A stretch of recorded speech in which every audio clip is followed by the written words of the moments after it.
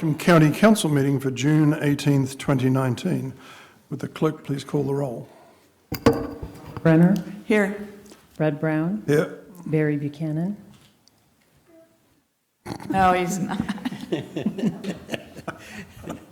Tyler Bird, Todd Donovan, Carol Frazee, Here. Satpal Sidhu, Here. Would you all like to rise and join me in the flag salute? Pledge allegiance to the flag of the United States of America and to the republic for which it stands, one nation, under God, indivisible, with liberty and justice for all. So I'm going to remain standing for a second, for just a second, because I'd like to take this opportunity. I don't know, everybody else can sit down. And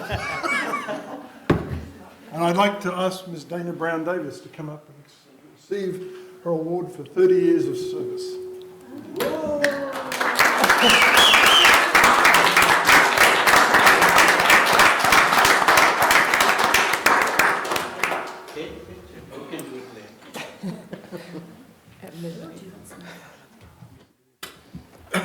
My only question is, did you start after elementary school or middle school? All right, first up is a couple of announcements, and please just a reminder to turn off your cell phone. And if you'll be handing out paperwork to council members, please give one copy to the clerk for her office files. Thank you. First up is 3 sets of minutes. Do I have a motion to approve? Move to approve. Ms. Brenner moves approval. Second. Second. Ms. Frazee seconds. Discussion. Seeing none, all in favour say aye. Aye. That passes 6-0 with Mr. Buchanan absent. First up is a special presentation for the annual report on the Behavioural Health Fund. Who do we have speaking on that? Mr. Phillips.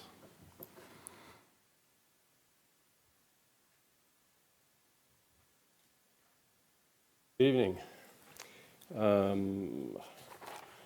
So I am here, and my name's Chris Phillips.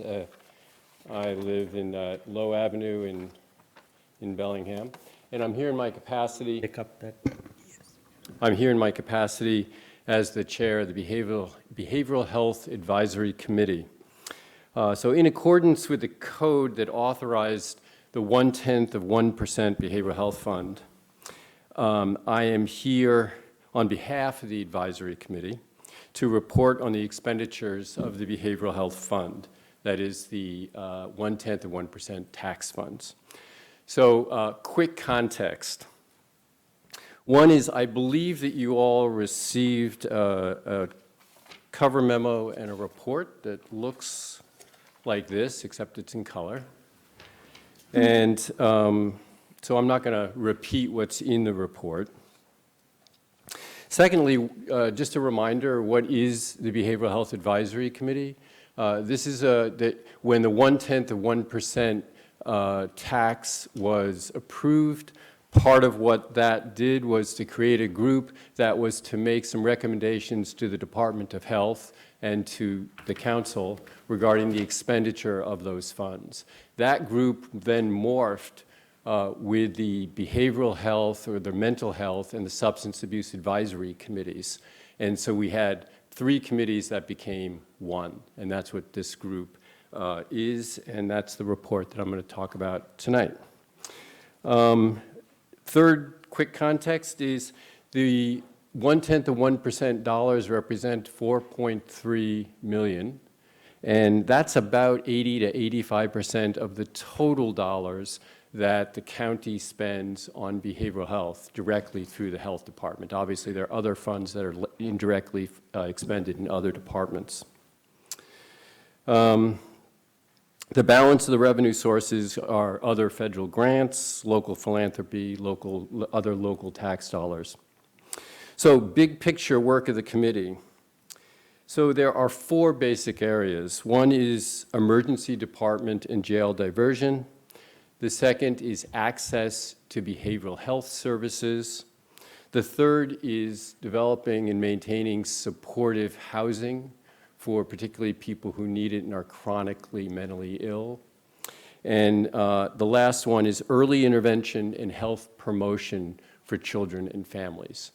4 basic areas, and they align with other priorities in other committees, and I'll talk about that in a second. So quickly, the successes over the last year of using the 1/10 to 1% dollars. One that I think you're very much aware of is launching the GRACE program. And this is the program of intensive case management for high utilizing, difficult to serve patients. And that program has been launched, and the 1/10 of 1% dollars was used, as well as other funds from other community partners. The second is the leveraging of state dollars for the triage center, the crisis stabilization facility, which I think, again, you're quite familiar with, and as I understand it, have approved moving forward with. Third is support services for housing, and two examples of that are 22 North and Francis Place. Again, those 1/10 or 1% dollars have helped maintain the supportive services part of that housing. And then finally, increasing school-based intervention programs in Blaine and Birch Bay area. So finally, I want to just touch on what the committee will be doing going forward. First off, I think we will take a much more active approach to linking the discussions and the recommendations that we bring to the department, as well as to you, with other committees and efforts that are happening. The Incarceration Prevention Task Force and the Behavioral Health Advisory Board work that they're doing with children and families, that we would be looking to really knit together the conversations that are happening in these different areas. And obviously, our focus would be on the behavioral health pieces of those discussions. And then finally, this time next year, I hope that we're able to bring to you a set of metrics, relatively simple measures that tell us how are we doing as a community with diversion from the emergency department and the jail. And what's the jail population? How many of those folks have behavioral health issues? How successful are we in diversion? And the same for the emergency department. The latter obviously would have to involve cooperation with the hospital. And in this way, we hope to take a more community approach, not just have data come from the department. And the same with access to behavioral health services. What do we mean by that? What service, by whom? Is it going up or down? And then supportive housing, same. How are we doing in terms of meeting the need? And then finally, how are we doing with early intervention and health promotion for young children and families? So with that, I would thank you for your attention, and if you have any questions, I'd be glad to answer them. That's it. Thank you for your good work. Next item up, we're going to have several public hearings. Now, audience members who wish to address the council during a public hearing are asked to sign up at the back of the room prior to the meeting. The council chair will ask those who've signed up to form a line at the podiums. Each speaker should state his or her name for the record and optionally include city of residence. Speakers will be given 3 minutes to address the council. Council staff will keep track of time limits and inform speakers when they have 30 seconds left to conclude comments. When a large group of individuals supports the same position on an issue, the selection of 1 or 2 representatives to speak on behalf of the entire group is encouraged. And when using the microphones, please speak close enough that you can hear yourself on the speakers. This will ensure that everybody can hear your comments. Now, I had a couple of questions earlier about when to speak. We have 3 specific public hearings that are specifically related to that issue, those issues, and then there's an open public session for anything that's not on that list. And so first up is the council seeks public comments on task 3, stakeholder engagement of the proposed contract with Transpo Group USA Inc. related to the Whatcom County ADA plan for public rights-of-way related to the proposed contract filed under AB 2019-319. And the first 2 people I have is Cayenne Flint and Damon Wonke. And then I have James Christensen, Camden Stryer, and Bob Burr. Okay.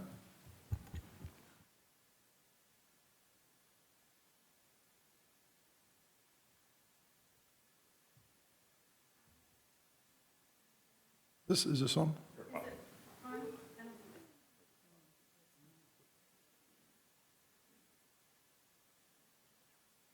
Hi, my name is Cayenne Flint, and I'm a resident of Whatcom County, and I am greatly concerned about the current contract with Transpo.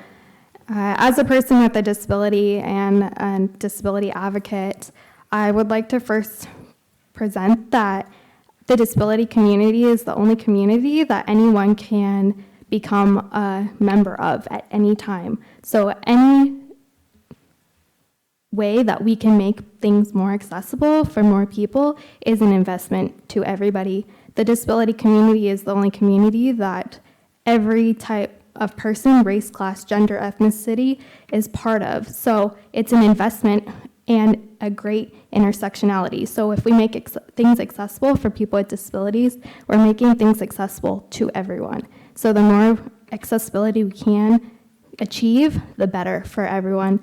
And who knows better than what needs to be accessible than people with disabilities right now, those of us who are living with it right now. I believe that the Transpo contract needs to involve people of the disability community throughout the entire process. Some examples of how people who are able-bodied who don't live the disabled life every day is curb cuts. The bumps on curb cuts are actually for people who are legally blind and blind. I've heard that it's for transition, for people who are in wheelchairs. There's actually a controversy. A lot of people in wheelchairs actually don't like those bumps. So able-bodied people don't know what those bumps are for. Some other things are curb cuts are also put in very poor positions. So sometimes they aren't lined up with the crosswalk. So if you're legally blind or even in a wheelchair, you're not going to be exiting the sidewalk right into the curb or right into the crosswalk, which can be dangerous. And cars can think that you're going to go out into the middle of the road and slam on the brakes. I've actually caused a car accident. I was not in it, but I have caused one because a car stopped and another car ran into them. That is not okay. There's also the problem of people who are able-bodied. I've personally been told, I'm legally blind, and I have been told that chirpers are disrupting to everybody else. So chirpers are very pro in being accessible for people who are legally blind and blind. They help us cross the street. They are necessary, and they shouldn't be said as a disruptance to everybody else because they're part of public safety. They're a way to help with transitioning from place to place. I've also been told by Public Works when I said that there wasn't a curb cut in my day-to-day pathway when I went to Western that I could just go a different way. That was what I was told, just go a different way. And that to me is ignorance and ableist. And I believe that that shouldn't be an answer. And so if people with disabilities are not more heavily involved, things like that will be thought of, oh, this pathway is accessible, but that's okay because this one is. It's okay that another one isn't. So I really strongly believe that people who do not live the disabled life know what actually needs to be accessible and how to invest in your own future. Because, like I said, anyone with a disability or who does not have a disability can become a part of the disabled community at any moment. Thank you.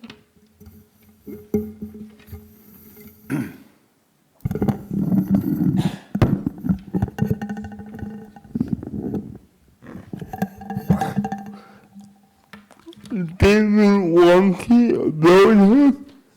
So I was here 2 weeks ago. I learned about the contract that day, so I did not have time to review the contract until after the meeting. And my concern is that the public input from the disability community is very minimal. In reviewing the contract, I noted that only 2 hours of work are put to this public survey, and I do not believe 2 hours of work is enough time to build an acceptable survey and analyze that survey. I know at the last meeting, there were questions about how to make a survey online accessible, and my company, Abilitrack, could possibly help with that. For the vocal groups, the contract called for up to up to 2 1-hour vocal groups. So that doesn't mean they have to do 2. They have to do up to 2 1-hour vocal groups. What really seems like a lack of input. It also called for an advisory committee, which it's unclear if they're going to have an advisory committee on the contract or what we already have. All of the input from the disability community that is put in the contract is before any of the data collected, before they write the draft plan, and there is no input into the draft plan on what should be updated before that plan is finalized. So I think that is a way more important stage to have someone from the disability community involved. I would suggest that the county contact with somebody with a disability that would work alongside transfer to understand firsthand the issue that can represent and give input throughout the process. I was also surprised last week or 2 weeks ago at the committee meeting that nobody on the council discussed the ADA advisory council. And I didn't even know we had an ADA advisory council until about a week ago. And I know they have been involved a little bit with the contract. And I also know that through the Governor Committee on Disability, if they apply to be accessibility advisory council, there are grants available for that committee to get funding for outreach, travel, and training. And I don't know how many people on that council, I believe 2 or 3 have a disability. And that's probably not enough, but it's better than I thought we were 2 weeks ago. Thank you. James Christensen, Candace Stryer, and Bob Burr were the next 3. Go ahead.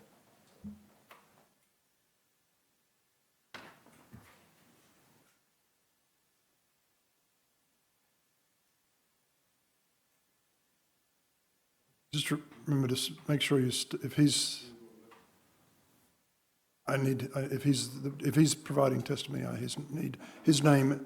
If he's providing testimony, I need his name and your name. Okay.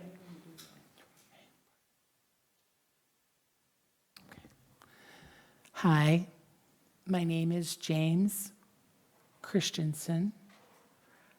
Dino, I go by Dino. I'm a certified sign language interpreter. My name is Rosalind Christensen. Both have the same last name. Thank you all for inviting me to come and share. I just was notified yesterday, and so I did some research on what was going on, and I was trying to envision this.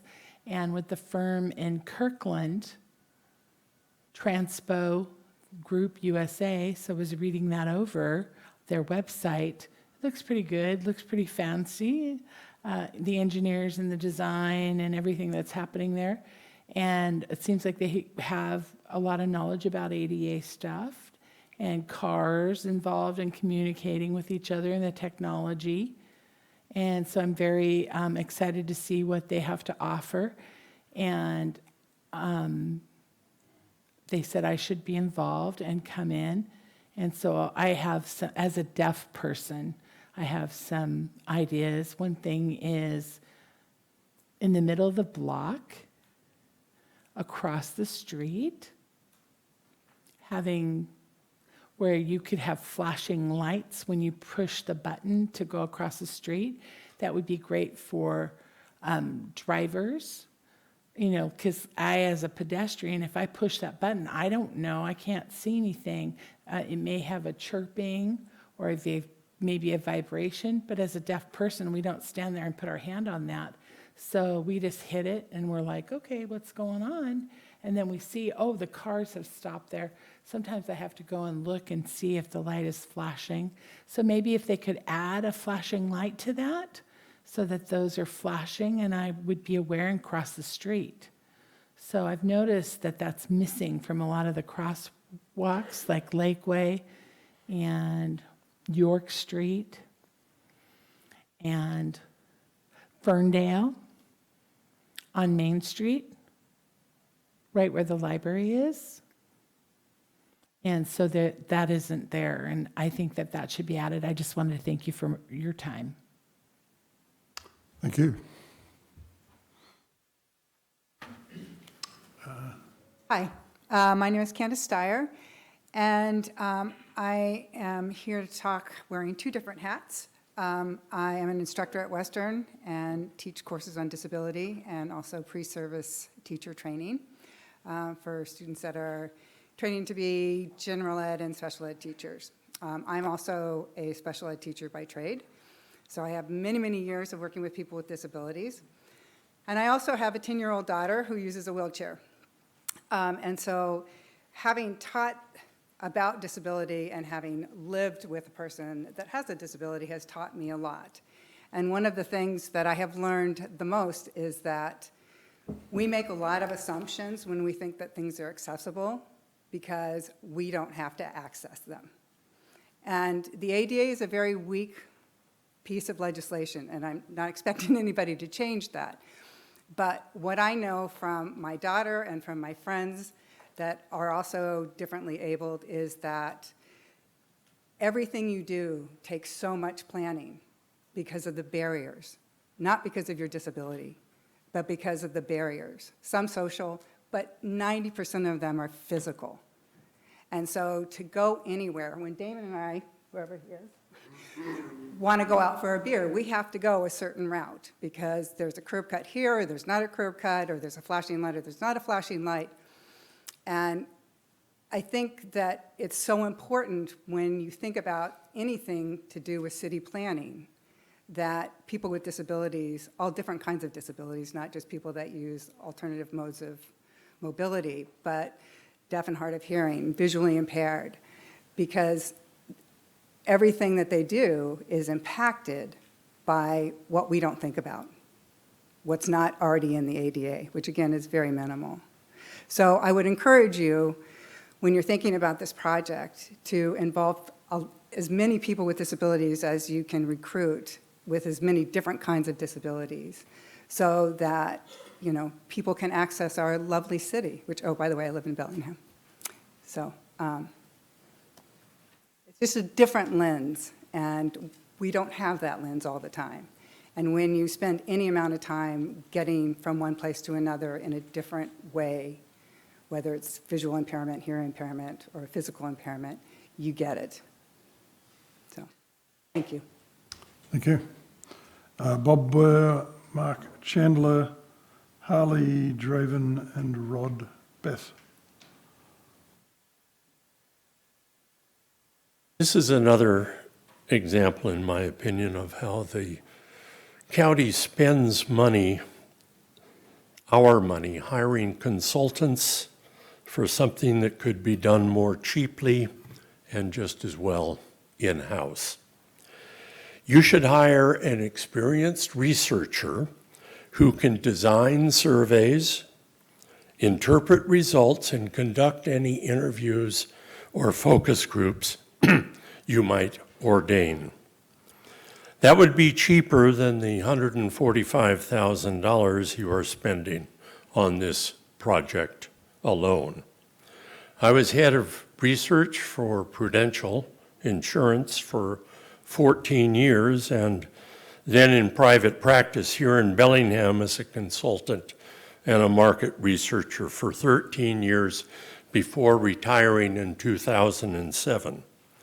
I have conducted well over 1,000 focus groups in my lifetime, and I can state unequivocally that just 2 focus groups of an hour each are as likely to mislead as to lead. Last, I think this is just one more example of how the county kicks the can down the road via study when most of the findings are totally predictable and could be acted upon now. Thank you. Mark Chandler, Harley Draven, Rod Beth. If there's anybody else who wishes to speak to this particular issue, please line up.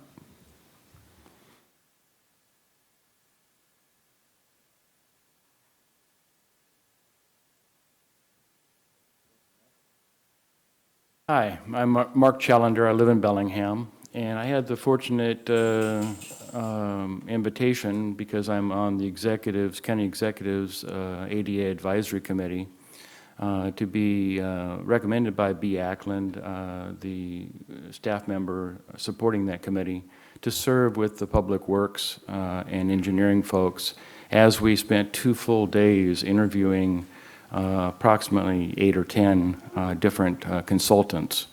At the end of the day, our recommendations based on the scoring that we did was to pick the Transpo group. And there's been some serious misunderstandings of what this plan is going to do. This transition plan looks at about 65 miles of county right-of-way. So from edge to edge of the county right-of-way, the streets and sidewalks that may be out there. In many places of the county, you don't even have sidewalks, which isn't necessarily a problem because there's no business or anything else out there on some of those roads. But where there are sidewalks and where there are other things, the plan is going to do as the number 1 project, identify all of those barriers. Transpo Group is going to bring in sophisticated survey individuals and other engineers to look at the barriers that currently exist, as well as the ADA curb cuts and other things that are out there that may have been built back in the early 90s when ADA first came in, many of which are deficient now with the new ADA law. But it doesn't do anything in the city. It only looks at those 65 miles of right-of-way. They'll be putting up an online survey on a website, a kickoff page, a landing page, if you will, that is going to be built by Transpo. And during the entire survey, as I understand it, there'll be plenty of opportunities for many of us to get our friends and neighbors and other people who I encourage my friends to look at areas where they walk and say, could Mark get through that? Could Mark make his way from here to there? And a lot of people are starting to do that for me. I've only been in a wheelchair for 1.5 years after developing a muscle disease that took away my ability to walk well. So I've learned a lot about approaching people and getting things done. And one of the ways I've done it all my life is volunteer. I've worked for the Whatcom County Council of Governments when we were doing regional transportation plans. 30 seconds, please. Thank you. This transition plan is going to create the documentation required for your public works department to get the work done through the transportation improvement plans. It's a required element by the feds to identify those issues, and then they can put it on the request for dollars through the transportation improvement plan. And that, as you know, is a six-year dollar amounts. Time. Thank you. And if I can answer any questions based on my experience from what I've been doing to get involved, I'd be happy to. And I know all of you received my email trying to clarify the hour or so that I saw of the video. So if there's any questions, I'd be happy to entertain them. Okay, Ms. Brennan. So I think I heard you correctly.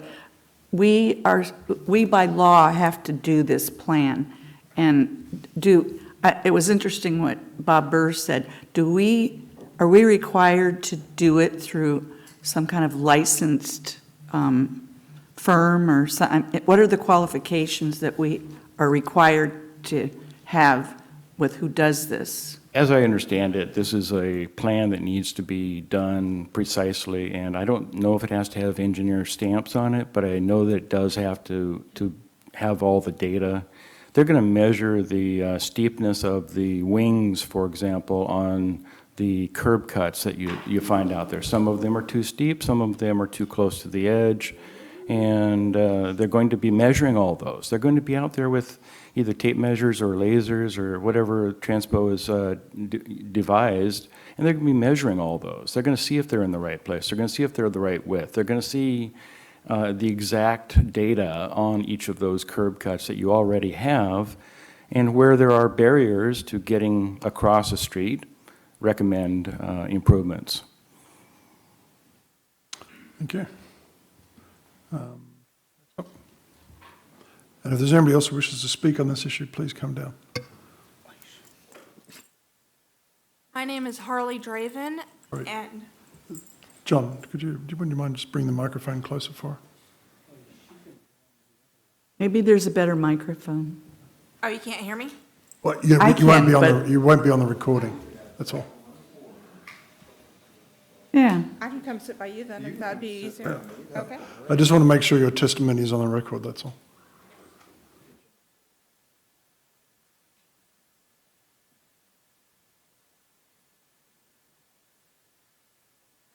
Harley Draven.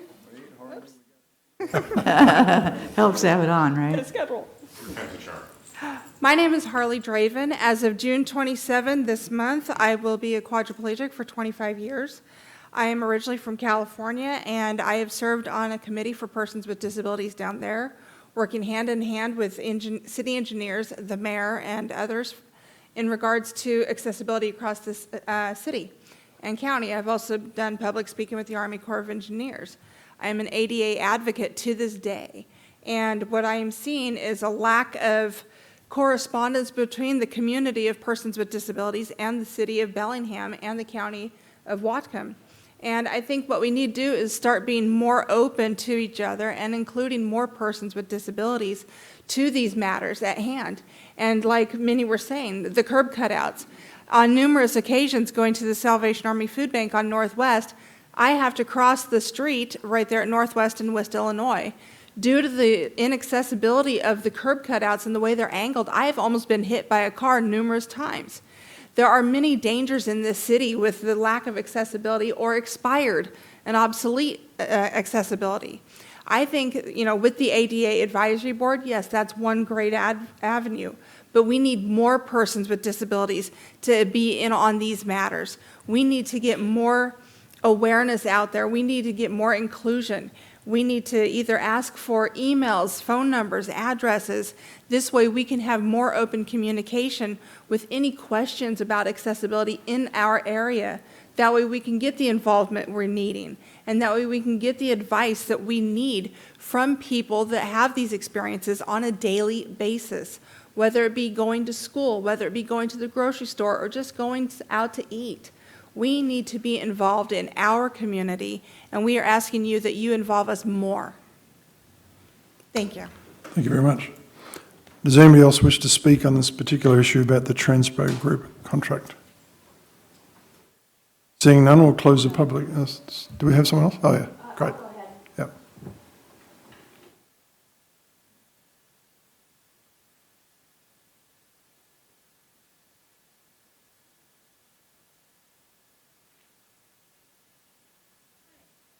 My name is Ashante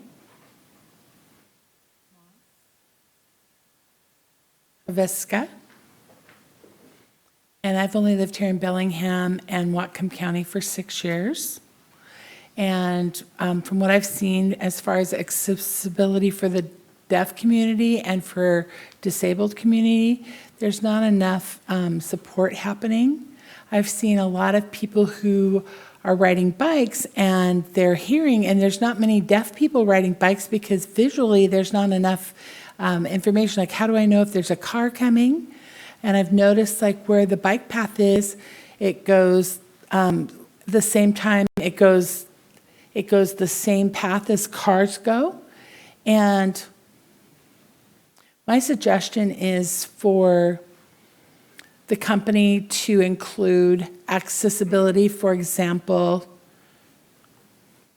maybe where the bicycle lane should be the opposite direction of cars, so I can see the cars coming towards me. The other thing would be for pedestrians, like on trails, like hiking. I've noticed that there's not enough visual cues about signs, like which way to go or directions. And with buses, I used to ride the bus, and sometimes I was not aware of where the stop was, and so that was a struggle for me. I'd like to see that happen. The first time I heard about Transpo, this was the first time, and I don't have a clue as to who they are or anything, but I was checking, and I wasn't sure if they were very expensive. If they had a lot of experience or knowledgeable and backgrounds of people who are disabled and the deaf community.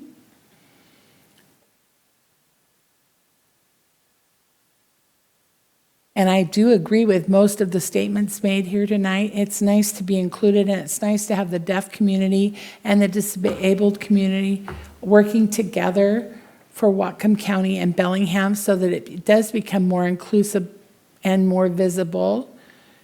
And specifically, I'd love to see more input from deaf-blind people because their needs are a lot of things that they know and they're very familiar with, and so I'd like to see them including their information. So thank you for listening to me. I appreciate your time. Thank you. Is there anybody else who wishes to speak on this issue? Seeing none, I'll close the public hearing, and I just wanted to make a special thanks to the members of the community that suffer from disabilities for coming out, because I know that the challenge for you in some cases to do so is much more physically demanding than for the rest of us, so I appreciate all your testimony. With that, is there a staff report? Any further staff report, Mr. Hutchings? Dr. Hutchings. Yes, John Hutchings. I'm the Public Works Director here at Whatcom County, and I think I would like to just make a couple of comments. One is that I do appreciate the seriousness with which the council has picked this issue up. There is no question that a focus on how we do our business of identifying and remedying these barriers to all people in our community is a good thing, because in the end, as the language in the Transpo contract lays out, the county itself has quite a responsibility in making sure that we are doing our outreach so that we can enable the engineering firm whose job it is to provide that underlying expertise, the engineering expertise, can get it right. And to that end, I would like to, if I may, Mr. Chairman, just introduce a couple of people from the team who will be working on this, who are here to take in the testimony this evening. And first of all, you all know Jim Karcher, who is engineer in our road program, and he's ultimately responsible for carrying forward and remedying all these deficiencies that will be turned up through this program. Mike Donahue is the engineer in charge of our traffic group out at the Northwest Annex, and he is overseeing this contract along with Dave Hauer, who is the traffic technician who keeps track of all of our assets, all of the data that we need to demonstrate to the federal government and others that we are actually in compliance and taking steps to better the environment for everybody. And then also there is Eileen Kadish, who is the chairman of the Bicycle and Pedestrian Committee, and then Mr. Challender, who is here representing the ADA Advisory Committee, from whom you heard earlier. So I would like to say that the administration has heard from the council loud and clear that you want a process that is not only open, but rather is active in bringing all different points of view, all different experiences from the community of people who use these ADA facilities, and that it is our intention to carry that forward.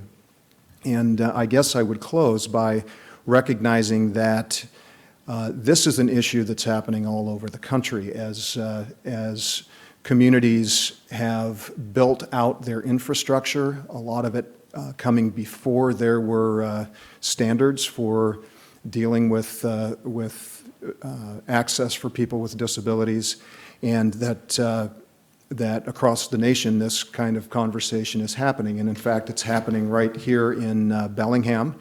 The city of Bellingham is 6-9 months ahead of us in carrying forward a similar contract. And they are hosting an open house, I think, next week, the 26th, I believe.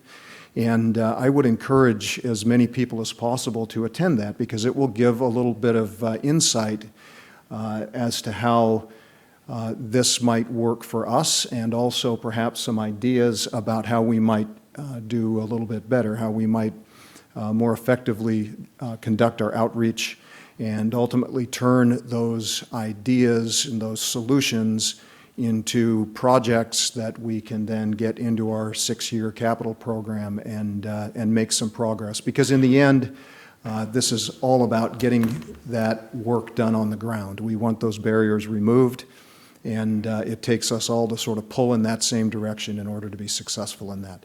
So thank you very much for hearing me. Ms. Brenner. First, what time and where is that open house? Should ask, Councilmember Jim has it. Brenner. I've got it right. Oh. Okay.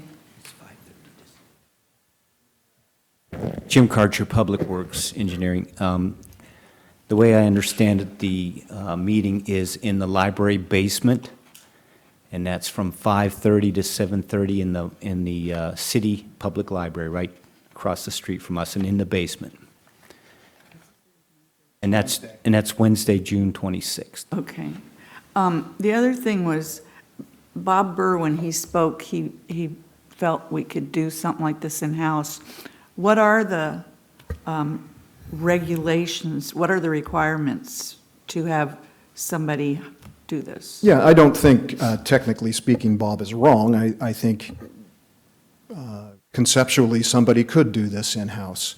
The reality is that we at Public Works, as you might imagine, don't maintain the level of expertise necessary to do our best job at preparing this body of information to go to design and then ultimately go to construction. Nor are we all that well set up to take the kind of information that we will receive from the community and turn that into information that can inform solutions to these problems going forward. And therefore, we find it a better solution to go out and get those experts and bring them here locally to do this work. So with that, I think to move the process forward, I need a motion to approve.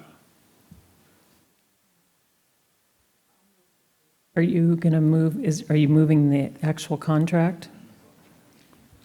That's later in the agenda? Are you going to move it up to now? Okay, all right, sorry. I thought, okay, that's fine. Then my, is there any further comment on this? I have, well, sorry, we're going to have the debate. If you'll be around for the rest of the time, won't you? I will. Yep, thank you, okay. Then I'll save my comments till later.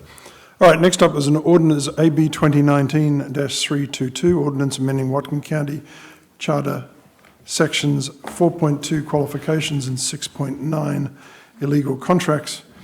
I don't believe there's a staff report, but I don't know, did Ms. Frakes want to make any comment about this?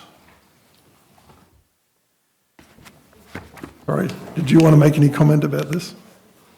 I know I think you'd reviewed it, no, okay. So quite simply, this is, the origin of this was a couple of weeks ago, just before filing week. I was asked by a woman who was interested in running for county council, and she said, what are the rules? And I hadn't looked at the rules for a while, so I went back and looked at the rules and was a bit startled to find out the only references to gender in the county charter are male. So that was a proposal to amend that, and so that's the origin. Is there anybody who is, Mr. Donovan? I was skipping the public hearing part. Okay, Yeah. sorry. So with that, I know there's not a staff report. Is there anybody who wishes to speak to this issue? We're going to have a public hearing. Mr. Burr, your name's up here. Is there anybody else besides Mr. Burr who wishes to speak to this issue?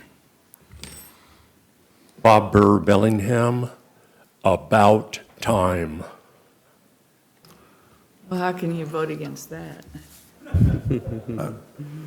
Mr. Burr, I think I've known you for 20 years, and that's by far your briefest comment. Does anybody else wish to speak to this issue? Seeing none, I'll close the public hearing. And what's the wish of the council? I would say move to approve, but I have a proposal to amend. Move to approve, but I have a proposal to amend. And I'll second, because I want to hear your proposal. Delete the gendered pronouns and just say their appointment. What page?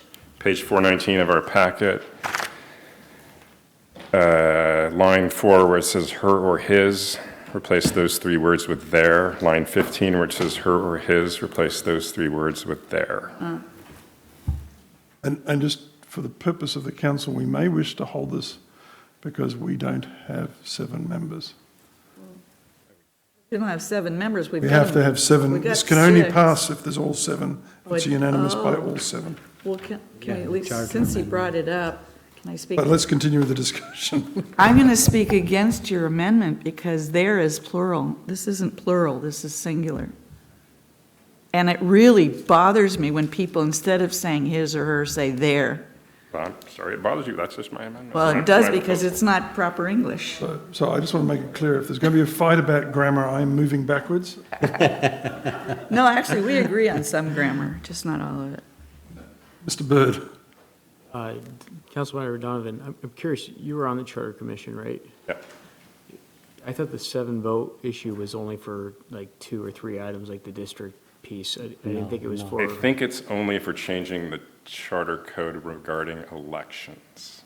I thought so. That was my No, understanding. the 7. No. So if you go to the ordinance language, and the final whereas, section 8.23 amendments by the county council of the county charter states the county council by unanimous vote of the entire council may effect amendments to the language of the charter where the passage of time has rendered the language moot or obsolete. Such changes shall be made by ordinance and have a public hearing. I think what we're thinking of is if we put it on the ballot, we would need 7 votes if it's an election matter.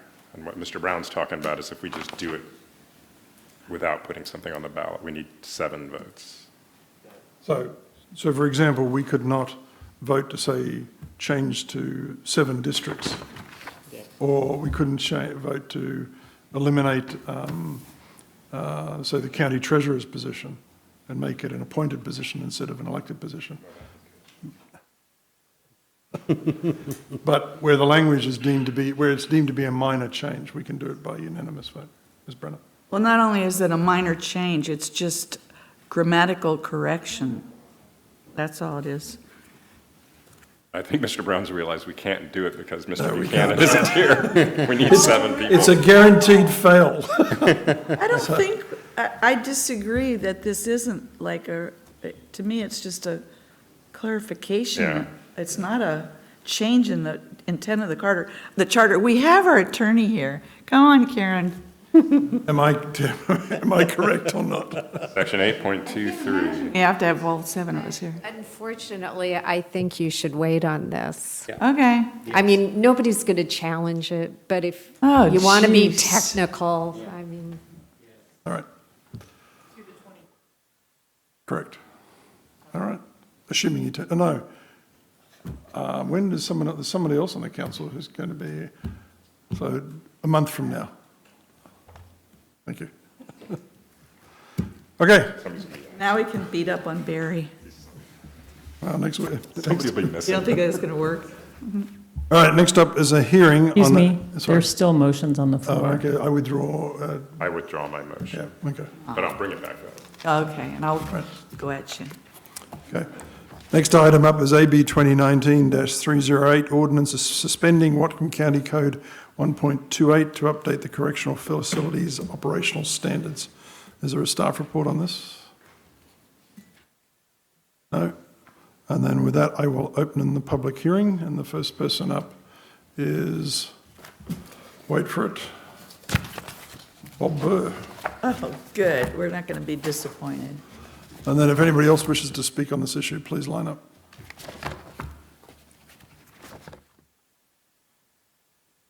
Bob Burr, Bellingham. Do I understand that the current code became obsolete in 2006, and just now the county is going to spend 12 months to review operational standards and proposals? Why must you punt once again? Have you reviewed the quotes, Whatcom County Sheriff's Office Correctional Facility Operational Standards that are collectively established through various documents, including but not limited to written general policies, Correction Bureau operational policies and procedures, medical policies and procedures, the Sheriff's Office Rules and Regulations Manual and Uniform 42 Building Code, end quotes. Has the public had an opportunity to review these things? If you are going to spend money on focus groups, I suggest you conduct them with people who have spent time in the jail, who would overwhelmingly tell you that the current policies and procedures are inhumane. At the least, suspend the rules until the end of the year, not up to 12 months. Does anybody else wish to speak on this issue? Seeing none, we'll close the public hearing. What's the wish of the council? Ms. Brenner? I have a question. Okay. I need a motion A first. motion. Move Okay. approval. Mr. Bird moves approval. Do I have a second? Second? Ms. Frazee seconds. Discussion. Ms. Brenner? Karen, I need you again. Can we do it? I just thought it was interesting. Can we do what Bob just said? Can we suspend the rules till it's ready? Isn't that what we're doing? Yeah. Well, I It's up to thought 12 months. what we're doing was going to put these in place, but I didn't know that we were. But we have to have something in place. We Okay. can't just have nothing. And so in the meantime, these existing, this is really the So only just alternative. leave it till we get there. Yeah. Hmm. And it's Wendy is here, but the rules were suspended for some reason because of some Overcrowding. right. And so that's why it wasn't dealt with earlier.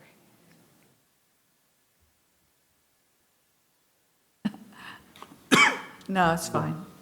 Okay. All right, Ms. Jones, did you wish to speak?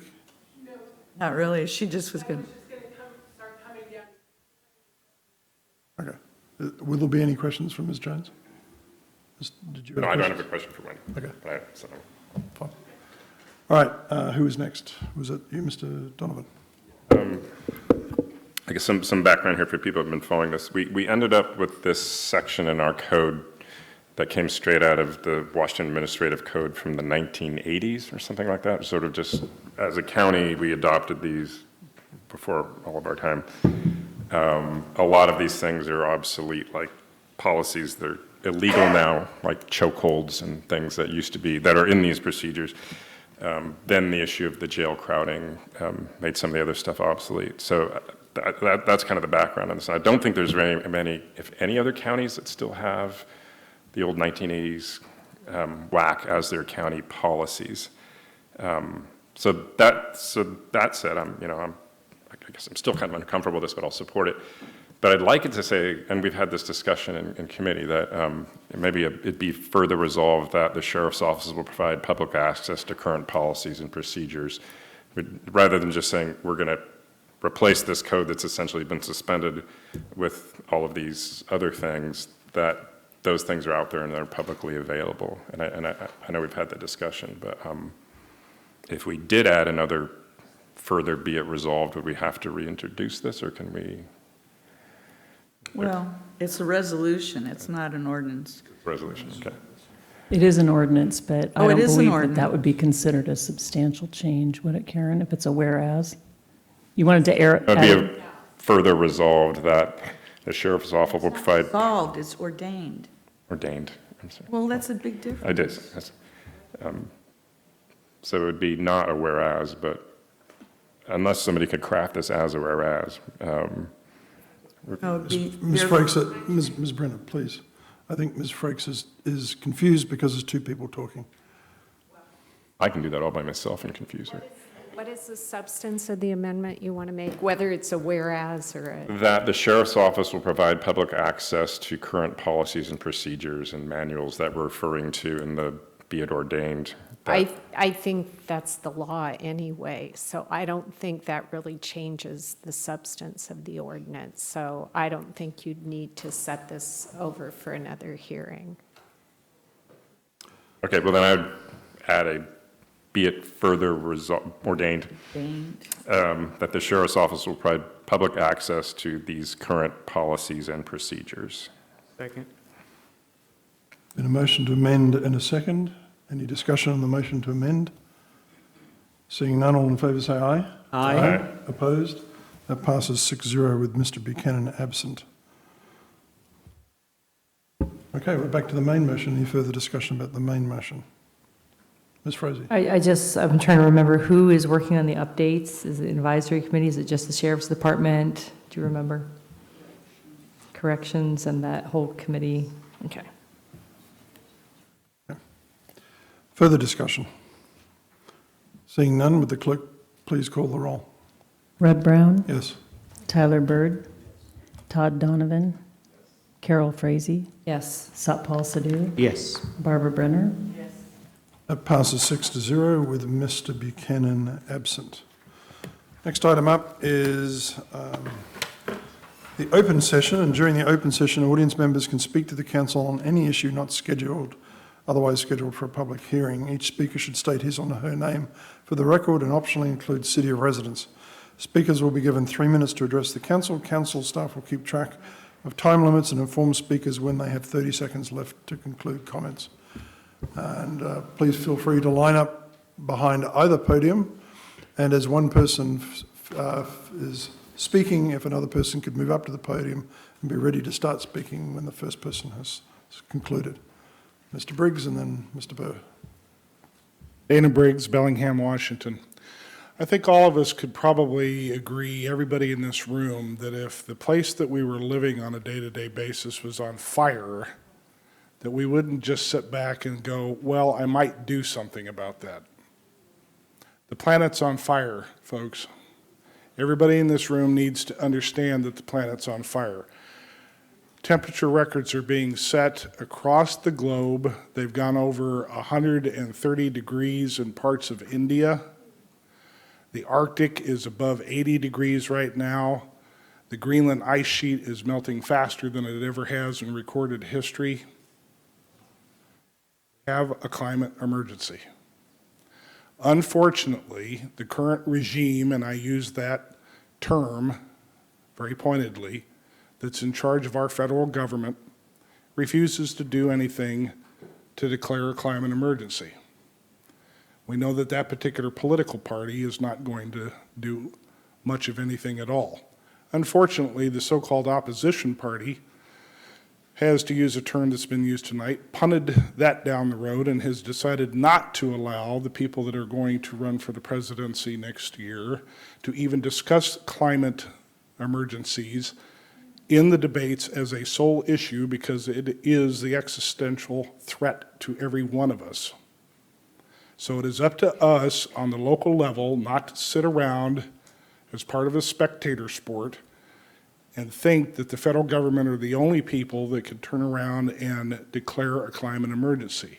We need to be doing this at the municipal level, the county level. This is not to say that you're going to necessarily override anything, but you have been asked over and over and over again to pass a resolution to at least acknowledge that it exists. An entire country to the north of us yesterday declared a national security climate emergency. Canada recognizes what's going on. The UK recognizes what is going on. Ireland recognizes what is going on. Scotland, Wales, a variety of other places. If we don't do something about this and quit burying our heads in the sand, it's going to bite us bigger than it's going to do, simply because we won't recognize what's going on. 30 seconds, please. So, my request once again is that the council set a precedent and be the first county council of the 39 in this state to declare a climate emergency, push the governor to do so, and push all the cities and municipalities within this county to do so. Thank you.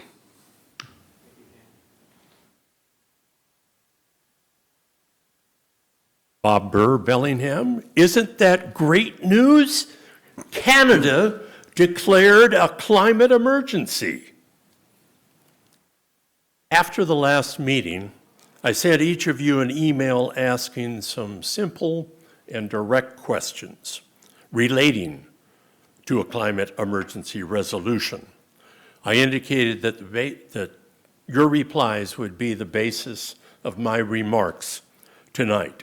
The questions were, have you read the resolution templates I provided you? What did you think? Have you had any discussions about declaring such an emergency? How do you individually stand on such a declaration, and why? The always responsive Barbara Brenner was the first to reply. She had read the templates and had discussed them with nobody. She is opposed to a declaration of a climate emergency because she does not want to create fear, because if everybody in the world would adopt a small carbon footprint like she has, and she really does, there would be no climate crisis. And because she doesn't want to hurt Cherry Point Industries and jobs, because they can lead the way to a clean energy future. Rudd Brown agrees that we are in a climate emergency, but believes that declaring such without taking any tangible action, which we have the legal authority to do, the ability to fund, and which is technically feasible and will make a net positive difference, is irresponsible. and misleads people into thinking that something is being done when it's not. He did not state whether he read the templates. Todd Donovan is acutely aware of the climate crisis, calling it the existential issue which trumps anything else. He is lukewarmly in favor of a resolution acknowledging the emergency, but wants actions, not words, and fears that a resolution might slow down real policy by ordinance. He has read the templates provided and has read others as well. 30 seconds, please. Satpal Sidhu did not respond. However, based on past discussions, he opposes the resolution, though acknowledging the crisis. He wants to plant tens of thousands of trees. Barry Buchanan, Tyler Bird, and Carol Frazee did not respond, and I still welcome their responses. Hello, my name is Manny. My Bellingham address is 1700 North State. Been working at BP for a long time now.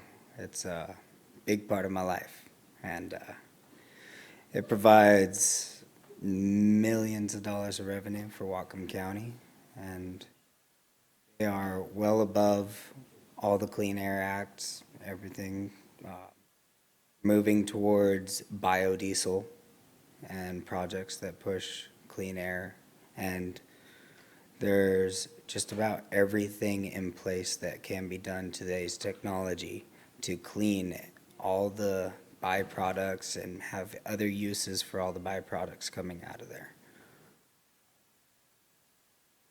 I want to ask that you renew the old Cherry Point fossil fuel moratorium. Don't see anything else that can be done for now to further the push for green than they're already doing. Everything there. Also, it would be great if the public could be aware of new changes in that as soon as it's available to you guys. That would be great too, so that, you know, the public has a chance to vote on that kind of stuff too. That's all. Thank you. Hey, Manny, you said renew the moratorium. Do you mean the old? You want us to go back to the old policy, or yeah, do you want the us old to renew policy. the? No. The old policy that was there before. Yes, sir. Thank you.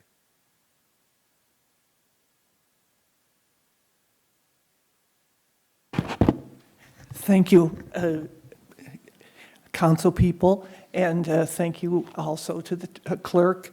My name is Jan Dietzken, and I'm from Amnesty International US 270. The Dietzkens moved here in late September and were very impressed with signs in the neighborhood as we walked around that said basically, love your neighbor who doesn't look like you, think like you, love like you, speak like you, pray like you, or vote like you. Love your neighbor. And I've seen many signs of this type and know that it's a very welcoming community.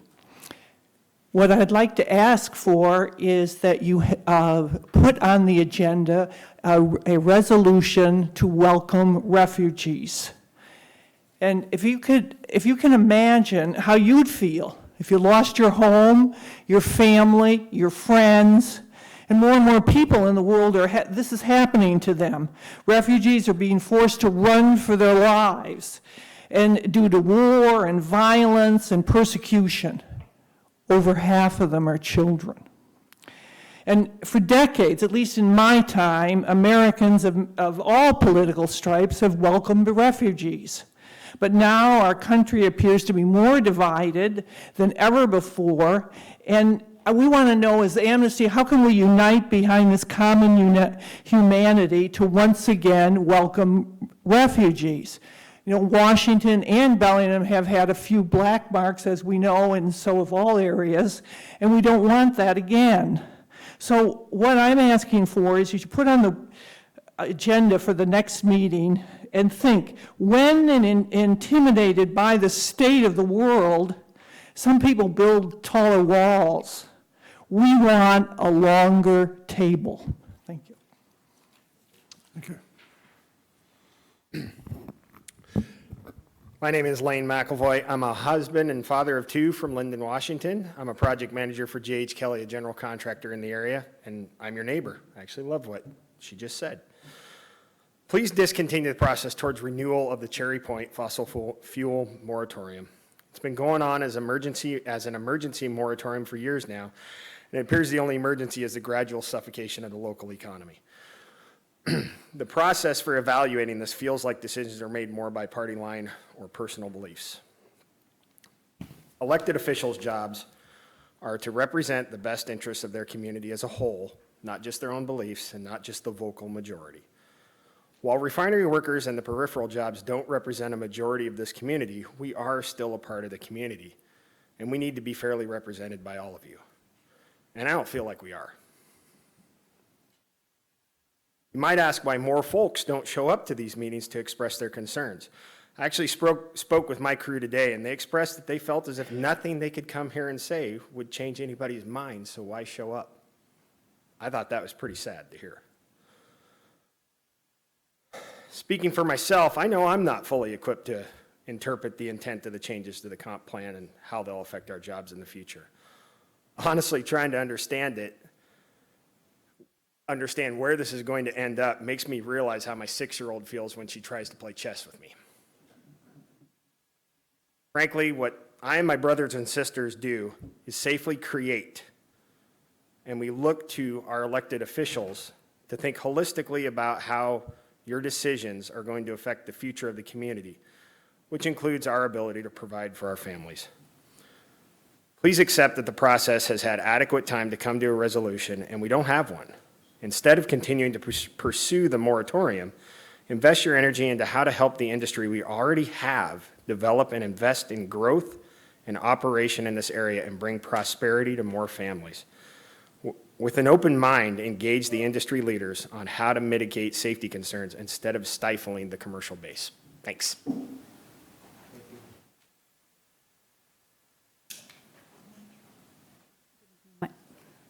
You hear me? My name is Colleen Curtis. I'm a resident of Bellingham, just outside the city limits. I thank you for the opportunity to speak with you and share this information. And I'm also with Amnesty International and requesting that the Whatcom County Council have the resolution welcoming refugees on the next agenda. This is also supported by many other individuals and community organizations, including the Whatcom Peace and Justice Center, the Whatcom Human Rights Task Force, No More Cages, and United Nations Association USA. Communities, cities, schools around the country, and even the Vermont House of Representatives have passed similar resolutions welcoming refugees as a way to push back against the antipathy and human rights abuses towards refugees. This resolution is a statement about who we are and what we stand for. No. Communities and public officials have an important platform and ability to speak out against hateful rhetoric, misinformation, and fear-mongering. This is a moral and ethical issue. We're all from immigrant families. We've helped refugees for decades, but currently the U.S. has a failure to resettle refugees, and the packet that I've given out has some numbers that will illustrate this. We're asking for a resolution, a public statement denouncing bigotry and reflecting our shared desire for compassion and acknowledging the values our community has. This creates a process that increases awareness, and we sorely need positive role modeling of how we want to treat others. To not respond to what's going on with refugees in our community, in our country, and around the world is in essence a response, but one of acquiescence and acceptance. And being silent and standing by is not an option. We look forward to an opportunity to discuss this further and urge again each of you to place this on the agenda for the next Whatcom County Council meeting. I'd like to share, it's a brief resolution from the Vermont House of Representatives as an example. That this legislative body applauds the historic tradition of the U.S. welcoming refugees in keeping with our national values of respect for human rights, declares its support for the resettlement of refugees in the U.S., including Vermont, regardless of religion, race, nationality, or country of origin, and calls upon other 30 states to seconds, support please. a national effort to resettle the most vulnerable refugees. Thank you.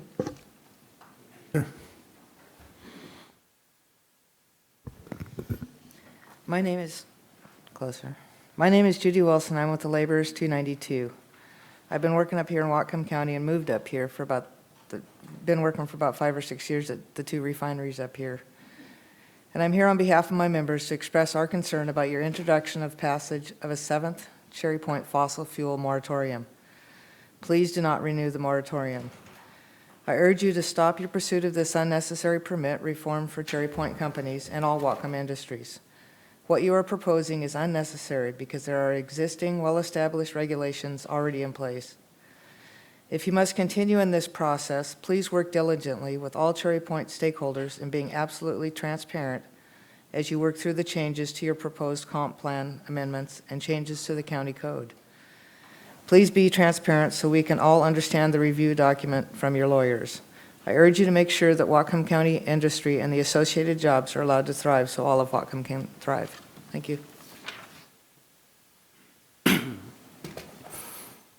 Good evening, council members. I'm Eddie Uri. I'm the Clean Energy Program Manager at Resources for Sustainable Communities here in Bellingham. It's been 3 years since Carl Weimer's comprehensive plan amendments on Cherry Point were introduced. In that time, I've been following permit processes at the refineries in both Whatcom and Skagit County. I've watched numerous projects go through full SEPA EIS review and also require conditional use permits in Skagit County and be permitted. I've also watched a number of projects go through Whatcom County's planning department, upgrades and expansions at BP and the Phillips 66 Ferndale refinery with determinations of non-significance, shoreline exemptions, and very expedited permitting processes, a renewable diesel facility, reconstruction of a pier, a new coker heater that was put in at Cherry Point at BP that through efficiency upgrades increased capacity by 4%. Of course, we don't have an issue with increasing capacity. We did have an issue with that the best available control technology was not used to limit air pollution, and people are being harmed by that.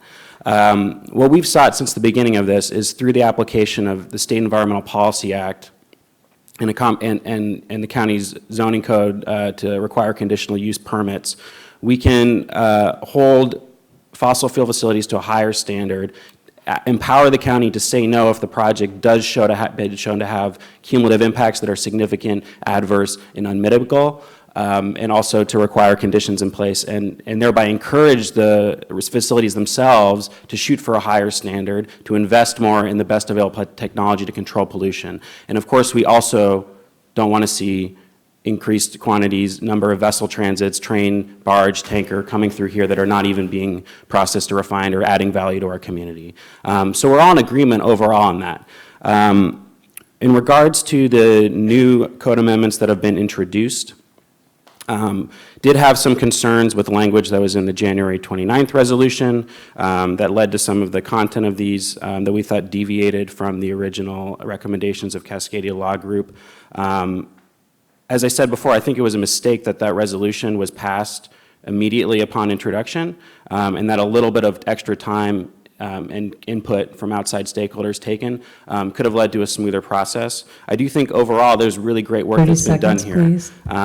However, it is a little concerning to see this push again to jump forward and start the multi-month public process around this that'll include town halls and public meetings, but in itself will have parameters that'll make it more difficult perhaps to change this substantially. I do think it would behoove us to take a little extra time, a few extra weeks, and I think a reasonable timeline to allow input from all stakeholders here and conversations about it, and to have a good understanding of the impact of these policies on the permitting process would be to shoot for, say, August 7th, before the August recess, to introduce this and have town hall and public hearings starting in September. The Planning Commission review, I think, would be a process that would allow ample time for everybody to engage in and be prepared for. Thank you.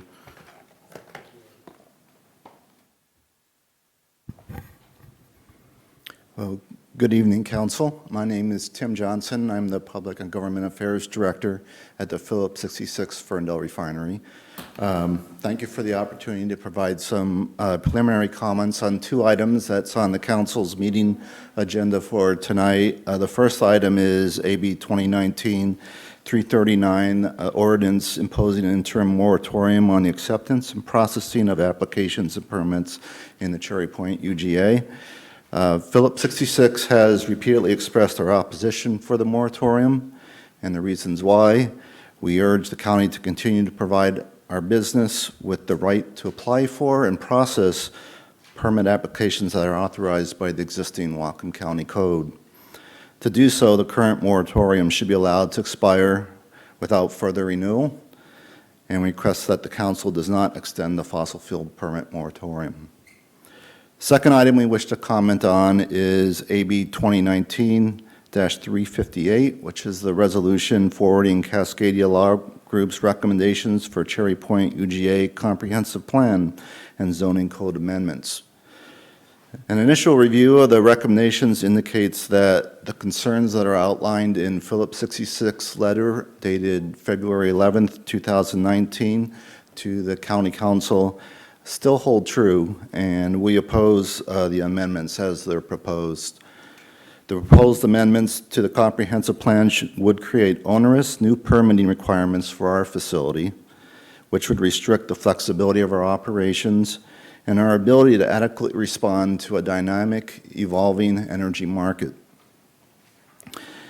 Our refinery will have a much more difficult time competing in the marketplace with other refineries that don't have those restrictions. These additional hurdles will create regulatory and permitting uncertainties and will ultimately threaten the viability of our business and our ability to serve our employees, our contractors, and the communities we invest in. The extension of the moratorium, as well as the proposed comprehensive plan amendments, represent an incredibly disappointing change in course of the county's long-time historical commitment to the industrial businesses at Cherry Point. These actions single out our industry and amount to a regulatory overreach that will ultimately result in harm to our business and to our local economy. 30 seconds, please. We urge the County Council to reconsider these actions. In closing, Phillips 66 understands that the county will provide opportunities for input and detailed comments before the Planning Commission and the Council in the future. We thank you so very much for your diligence in ensuring transparency in this process, and we look forward to participating in a meaningful stakeholder engagement effort. Thank you again for the opportunity to speak to you and for consideration of my comments. Okay. Good evening.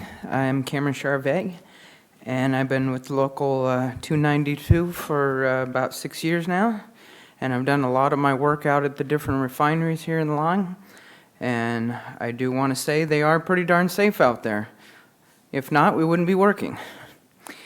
And please do not pass this moratorium for the 7th time. This is getting ridiculous.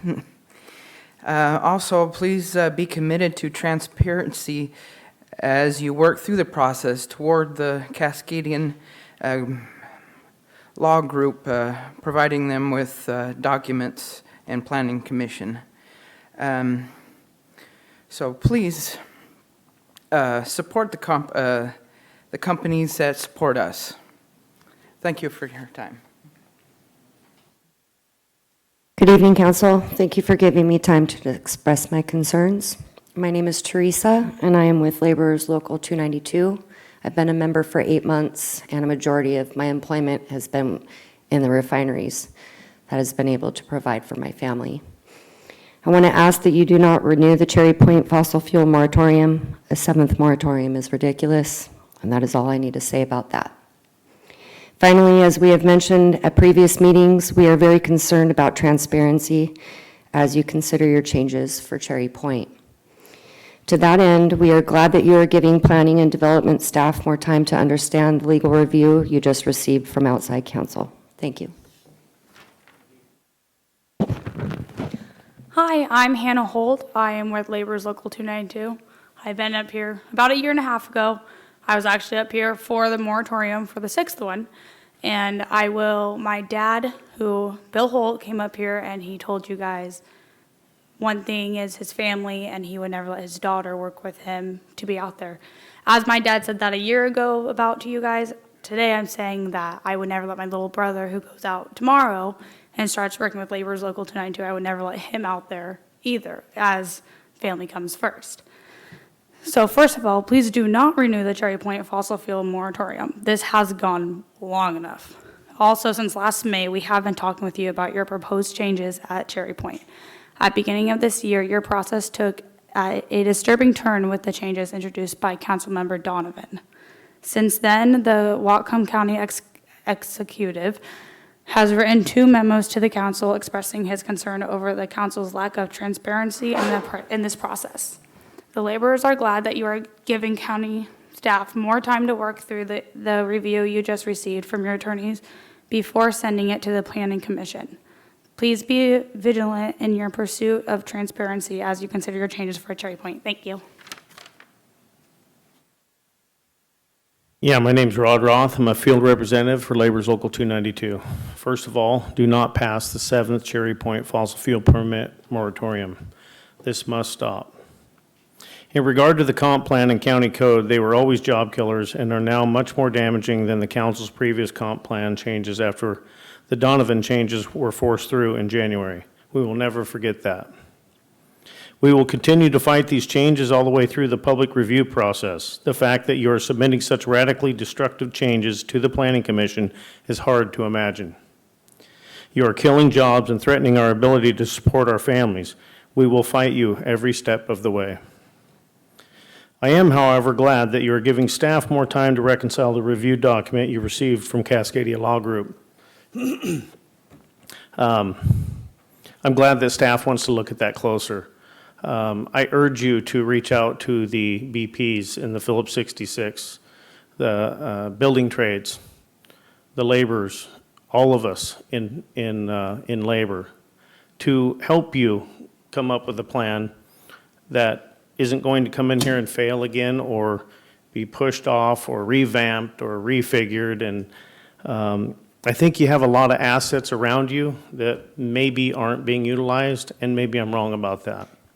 Mr. Byrd, I commend you for gutting this out. I can see that you're not really feeling well tonight, and I thank you. That's how I fight for our members, and that's how I would hope that you guys all fight for the community here in Whatcom County. Thank you.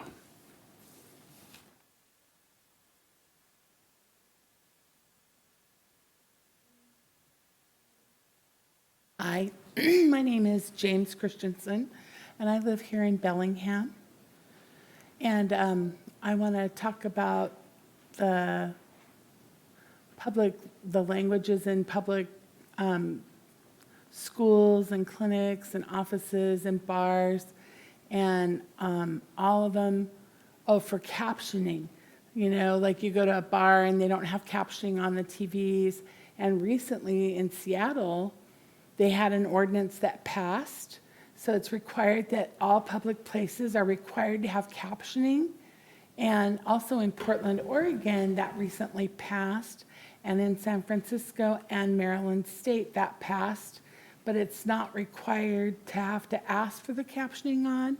That's already been passed. So I feel like the deaf community and the hard of hearing communities and other foreigners are able to see that language on the TV, and they feel included with that. And in the past, I went to a restaurant, and some deaf people wanted the captioning on that particular TV, and other people were watching a football game or whatever, and they wanted the captioning. They said, oh, you have to go over to the corner TV and sit over there. It was a little tiny TV, and you have to watch the captioning on that TV. And I felt like the other group got the better TV, you know, so they separated us out. They had, you know, all the other people, the white people. It's kind of like separation, having certain groups separated, and so we felt like we were separated. And so they got to watch the big TV, and we're stuck in the corner. And so I think that there's research that proves also that if children watch TVs with captioning, it really helps with their language. So I feel like that's something that we can encourage. And maybe in the city of Bellingham, like 3 years ago, I've asked for that. And I don't think that that's happened. I felt like there was a little bit of a runaround. So I'm hoping that here, maybe the council here could maybe put a push in for that. So maybe that's something you could think about. All right, thank you. Thank you. For captioning, are we talking about like real-time captioning here, like at the council meeting, like on a TV screen, or are we talking about on our recorded sessions? Yeah, captioning on TVs. Or recorded session, like on Just general public places, not just here, but in public places. So, and is that in real time, so like as the council meeting's happening, or is it like the YouTube videos that are up there What after I'm the talking fact? about is like all TVs, they already have captioning on those TVs. So you flip on the mode of captioning, and so that the TVs have the captioning already in there, just turn that on. You know, try it at home. When you're at home, turn on the captioning. You'll see the double C's, and it prints out the words on your TV.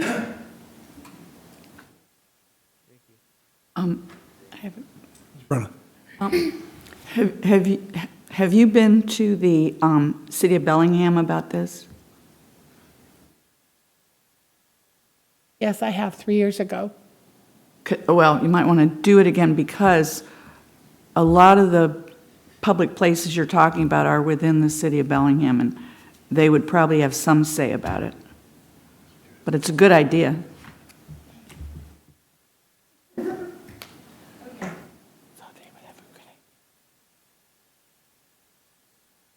Yeah, I just wanted to let you guys know though too, so that, because your county, their city, maybe working together to get that push. Well, thank you. Thank you.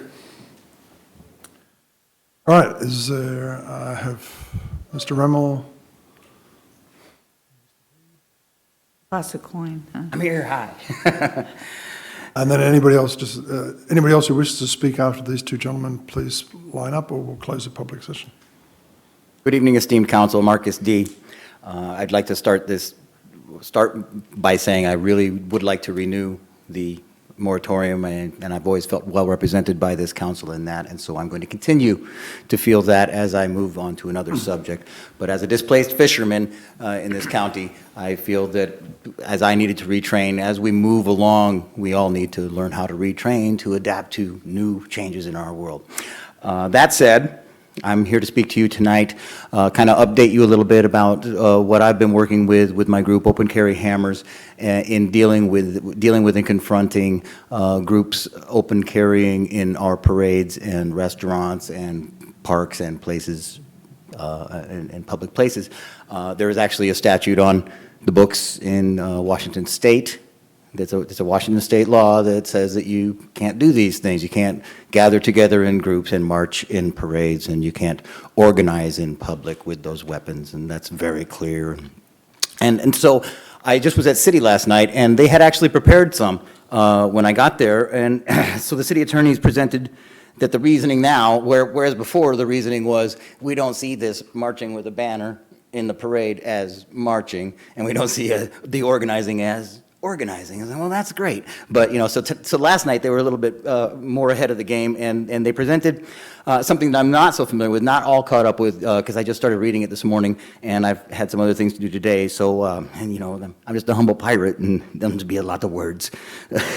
But the take on it is there's a preemption statute in Washington State that preempts any municipal government from enacting any gun-related laws or statutes, but does not preclude state laws, which, of course, the one that I'm referring to is a state law, and that is RCW 38.40.120. This problem, it is a problem in Whatcom County in general, but mostly it's a problem in Bellingham, and I just want you all to be aware of it, and I'm looking for leaders in our community to step up and enforce a state law and try to push for that. Eric Ritchie's been really helpful with me on this, and he pushed right past this preemption law, I believe, and so I need to get back with him. So I will fill you all in. But Pride Parade is just around the corner.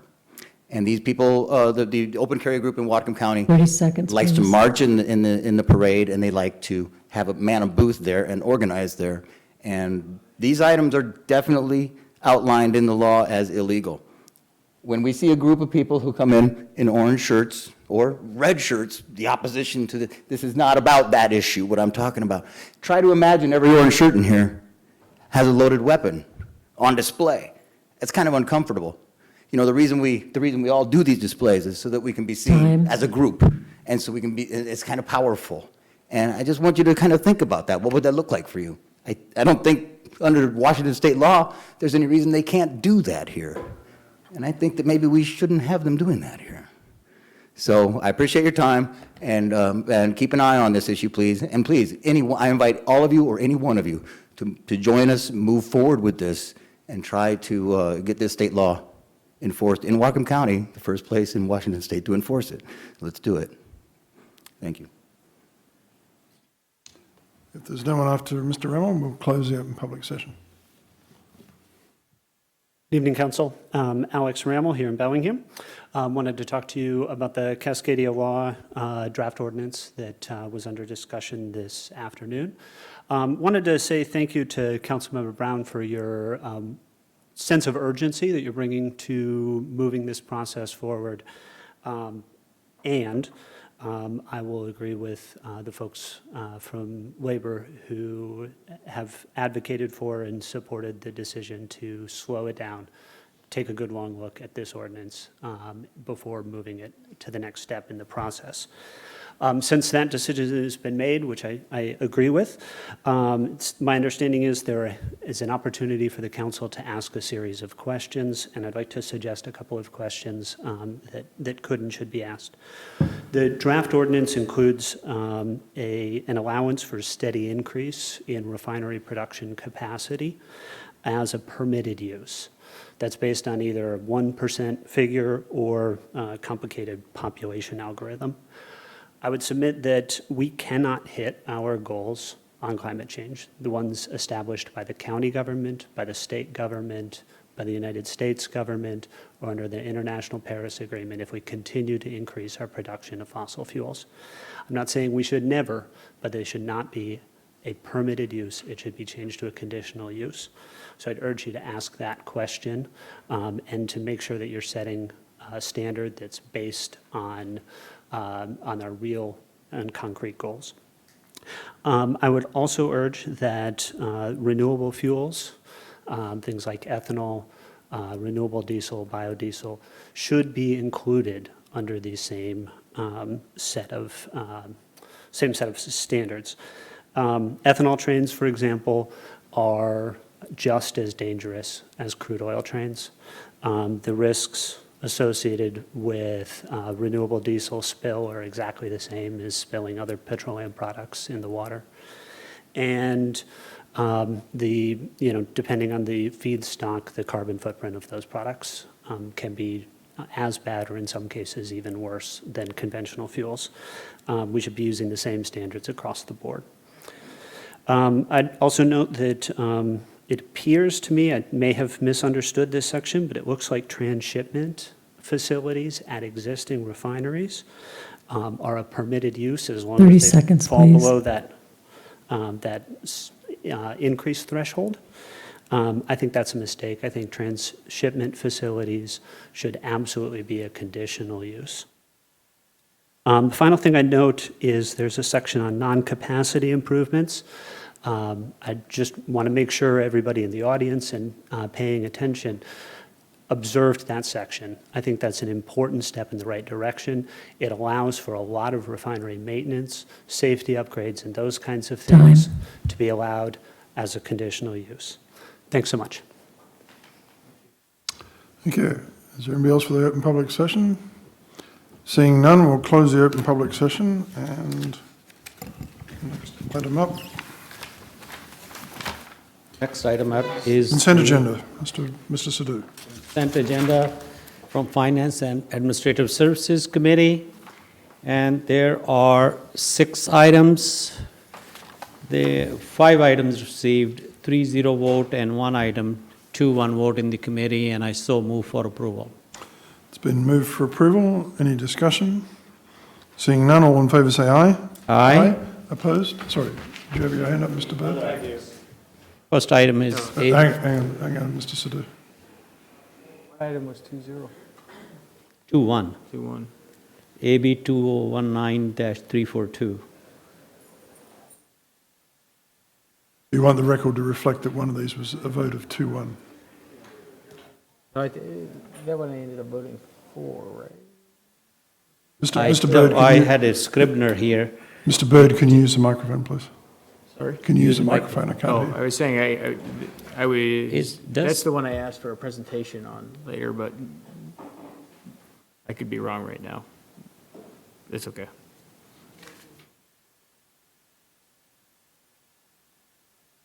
It was the flood control zone I voted against. I was going to vote against that, but because of the July 1st deadline, but I could, it's okay.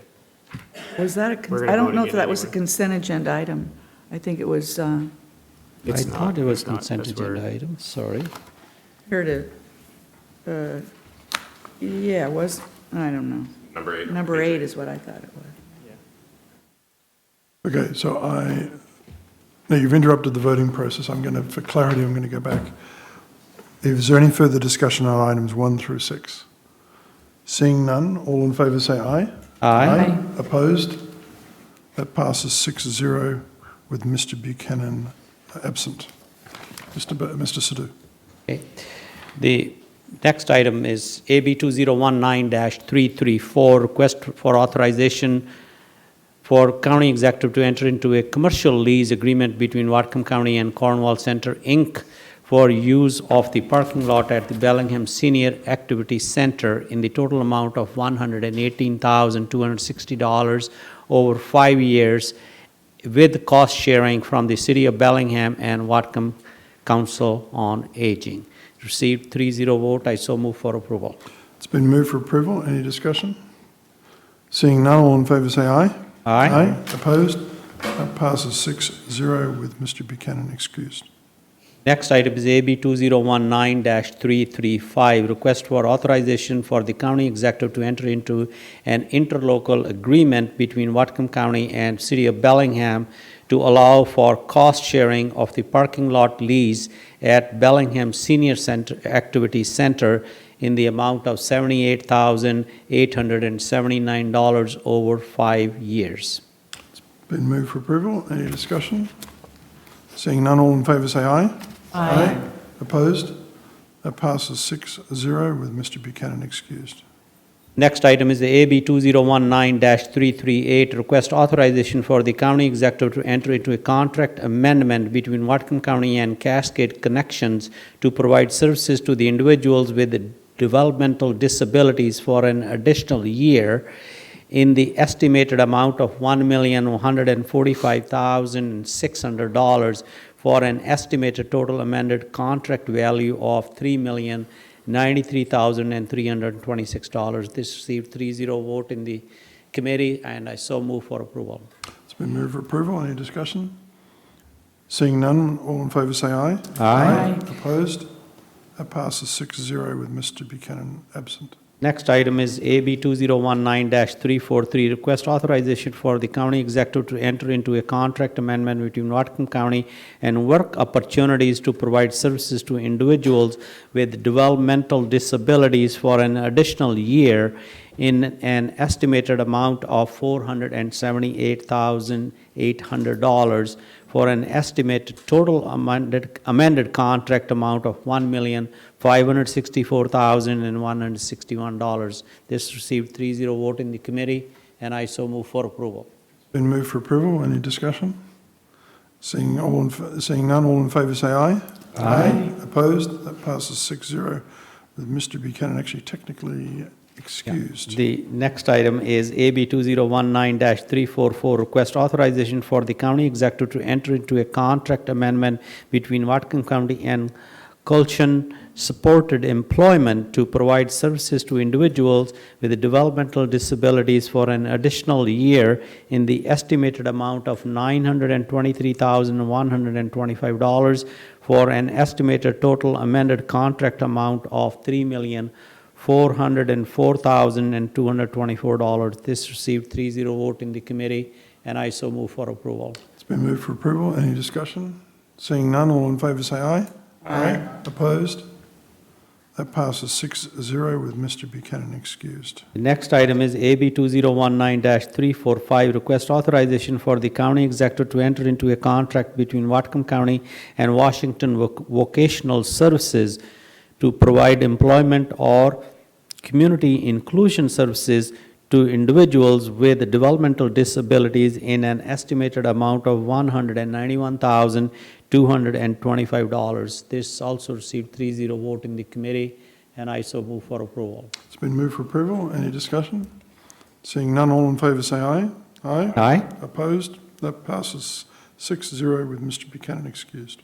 The next item is AB 2019-321, ordinance amending the 2019 Whatcom County budget, request number 8 in the amount of $508,163.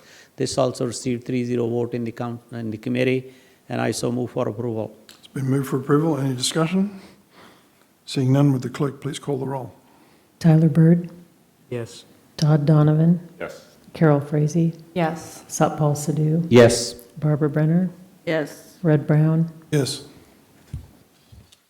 The next item is AB 2019-320, resolution amending the 2019 flood control zone district and subzones budget, request number 3 in the amount of $1,560,000, council acting as Whatcom County Flood Control Zone District Board of Supervisors. This received 3-0 vote in the committee, and I so move for approval. Been moved for approval. Any discussion? Seeing none, Mr. Bird. I voted no against this earlier, and I'll vote no again today. It's more than I would like to see us pay for the property, but I appreciate the process that we used to get here, so. Okay, I stand corrected. Well, this was it received a 2-1 vote in the committee, and I so move for approval. Moved for approval, Ms. Brenner. Yeah, I have a question. Hopefully, John, you can answer. John has something. The prices on the property, were they appraised values?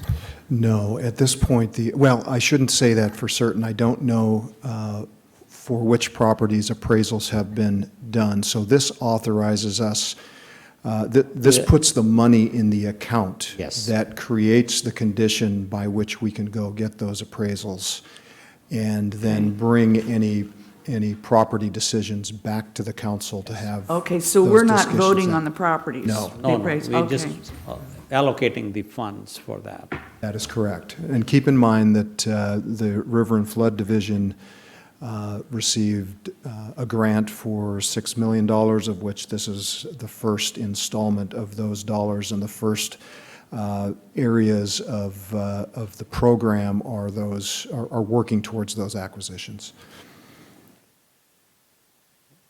Further discussion? Seeing none, would the clerk please call the roll? Todd Donovan, Yes. Carol Frazee, Yes. Satpal Sidhu, Yes. Barbara Brenner, Yes. Red Brown, Yes. Tyler Bird, That passes 5-1 with Mr. Byrd opposed and Mr. Buchanan excused. Okay, that ends my committee items. Okay. So next item up was a resolution. This is on the agenda, a resolution forwarding Cascade Law Group's recommendations for the Cherry Point UGA Comprehensive Plan and Zoning Code amendments to PDS. What we decided in the committee was a recommendation to just forward this to PDS and the county's legal counsel. So I would like to suggest that we make an amended resolution to reflect what we said in the afternoon session today, just for clarity.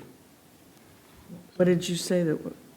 This afternoon, we voted just to send it to PDS and to the county's legal counsel. Right. The advertised resolution is to send it to the Planning Commission and to PDS for the And SEPA. I support the amendment that was, the motion that was made in committee today. Right. So I would like to amend tonight's resolution to mirror what we did in this afternoon session. Okay. That's what you just said. Do we need to do that or not? I thought we were going to take this resolution and bring it forward to the next committee meeting. So I believe all of those items have already been sent to planning through the motion that was made today. We don't do anything on this So tonight. the council will look at that stuff, get information to Karen and Mark, and then on the 9th, you're going to discuss it, all the changes that council had, and then we'd have the resolution on that evening. No, and I recognize that. My question is, and I'm just trying to be as transparent as possible, and if you tell me you don't think it's necessary to do a second resolution, that's fine. But we did a resolution this afternoon to do what you've just, to send it to PDS, to send it to legal counsel, and not send it to the Planning I Commission. thought that was just a motion today, not a resolution. Okay. Do we need to do anything tonight on this, in your opinion? No. Okay, then I will drop my point. Okay. So I withdraw my motion. Mr. Wait a Donovan. minute, what? So that he just withdrew the motion. But in terms of, the idea is we get this back and have a discussion on the 9th, or we have a discussion on the 9th regardless of whether PDS has completed or has said they've completed stuff. What are we expecting to do on the 9th? I'm looking at my calendar. Mark will tell us. But I didn't hear him say for sure it was going to be on the 9th. Good evening. So on the 9th, we're going to get our comments from PDS and send those to Cascadia, hopefully by the end of this week or early next week. And we asked council today to also send your comments. I would prefer you send them to Karen, and then she can batch them to Cascadia as well. And then we will work with them as quickly as we can to get something back to you. The goal would be to get it back to you for your July 9th meeting, but I can't promise that. Oh. That's up to the consultant's ability to do that, but that would be the goal. And just state your name, Mr. Pasonis. Pasonis, sorry.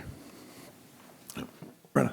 Yeah, I think it should just say as soon as possible. We can't hold him to something that's not his to be able to control. Further discussion on this item? Seeing none, the next item up is AB 2019-319, request authorization of the county executive to enter into contract between Whatcom County and Transpro Group USA to develop the ADA compliance for public rights-of-way in the amount of $145,251.99. Do I have a motion to approve? Move approval. Mrs. Sadhu moves approval. Second. Mr. Donovan seconds. Discussion. Ms. Brenner. Just one quick question for John, I guess. I'm going to support this, but I'm just wondering, is there going to be more involvement of the people who were here tonight I thought maybe you said maybe Transpo was going to be working with them too. I didn't quite understand. Yeah, I'm glad you got the people from Public Works working on it because they're good, so. Thank you. And the answer is yes. So as the meeting went on after the public hearing, we had a little cabal out in the, outside the doors and sort of talked among ourselves about how the county might set this contract up to be more effective and make sure that we've done enough outreach, and not really outreach, but rather involving people directly in helping us sort of oversee the work that we're going to do. So I have the sign-up list from the testimony, and so we'll be reaching out to all of the people who were involved and seeing if we can get a little group together before the contract gets too far underway and make sure that we're doing things right. We'll also be, of course, at the ADA Advisory Committee and the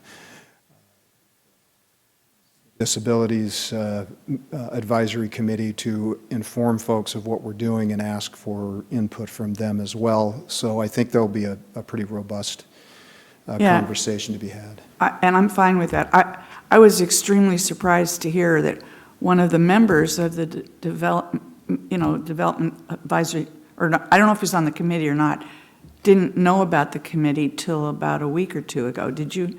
Yeah, that was a sort of a chuckle. Something's wrong. That Damon didn't know about that. Damon. But in the end, there's a lot of business that goes on, and the fact that this all came, for an open discussion helped build those relationships, and I think it's all good in the end, and I really appreciate it. So it's been a good conversation, and frankly, it was great to have my staff here, the folks from the Bike and Ped Committee, to hear firsthand what people's expectations are and how they want to be plugged in. So I think it's been a fruitful conversation all the way around. And what's the actual name of the advisory committee? Does anybody know? Americans with Disabilities? Yeah, Americans with Disabilities Act Accessibility Advisory Committee, I think is what it's called. And Okay, you are actually the council's representative on that committee. I don't think so. You better check. I didn't know about that either. I've never been invited to a meeting. It's just like the same person she found out today. Yeah, right. That was a little different. But Note, we had a conversation about the level of activity of that committee and for what reason it gets called together, which I think they meet quarterly, and I don't know what business they've been taken care of. So the staff person knows about all this. I've had a conversation with her, so we'll get something scheduled. well, I'll tell you, I mean, I may not have the best memory in the world, but I don't even remember getting a notice of a meeting. So we'll work that. Huh? Okay. So to Mr. Hutchings' point, he is correct, you are on the list. But having said that, I'm not actually sure, do we do council appointments for that? Is that even on our council appointment list? It's Probably an been on the executive. list for 16 years or The so. Yeah, I know. executive, So- the executive never appointed me to it. I think Mr. Hutchings might be right. You might have been appointed 20 years ago. And I'm on the Behavioral Health Advisory Committee, not on, It is one I of won't even those. go there. It is one of those where a council member is appointed to the committee. so let's Every find year. out if it's me, because I don't.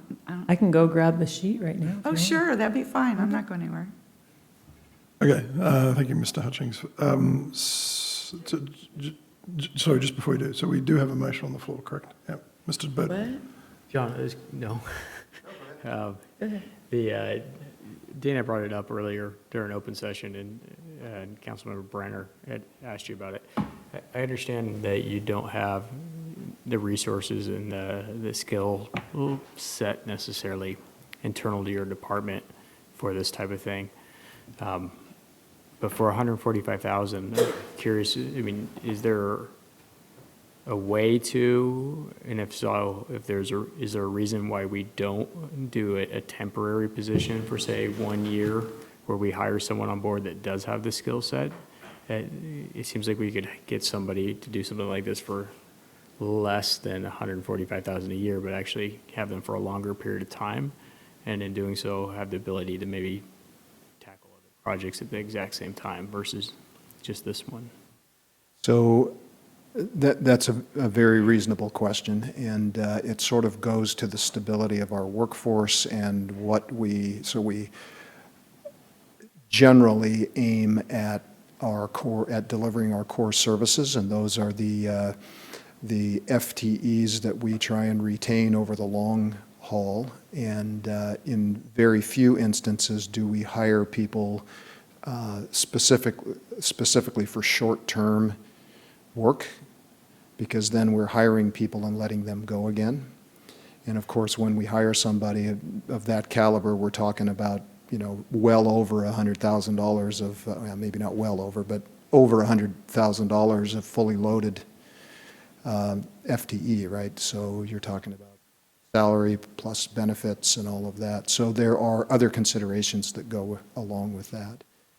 We do have a couple of grant and I'm doing this in air quotes for the record, grant-funded positions in which they are paid for out of ongoing grant dollars that have been around for a long, long time. And the understanding is that if those grant dollars should dry up, those positions would, unless somebody saw fit to fund them from somewhere else, likely go away. But so the answer to your question is that if the need was for long enough, it would make sense to do that. So if it was going to be a 5, 6, 10-year commitment, but for a year's worth of work or a year and a half, probably not. And so the other important point is that in order to do this expeditiously, it's useful to have a team of people who have successfully done this kind of work for other jurisdictions. And that's really the underlying reason for this Transpo Group contract. They have been involved in this kind of work elsewhere. Mr. Sado. Yeah, I wanted to address two things. One is, you're fine, that Mr. Bob Burr explained that we can have one person here who can go with a clipboard and do surveys and get this thing. I think this nature of this contract is not establishing what are the difficulties each of the disability category has. It is actually about what the ADA, federal ADA law is, and what are the existing conditions in our county right away, and how far they are away from compliance and how much they are in compliance. That is not a survey job that you have 10, 20 people with disabilities and sit down and do a survey of them. That's not the correlation. That would come afterwards once they are able to define the inventory, means looking at county record, what we have and how they are compliant or not compliant. And when they do the design, then they involve these people with disabilities. Okay, this is what we're going to do.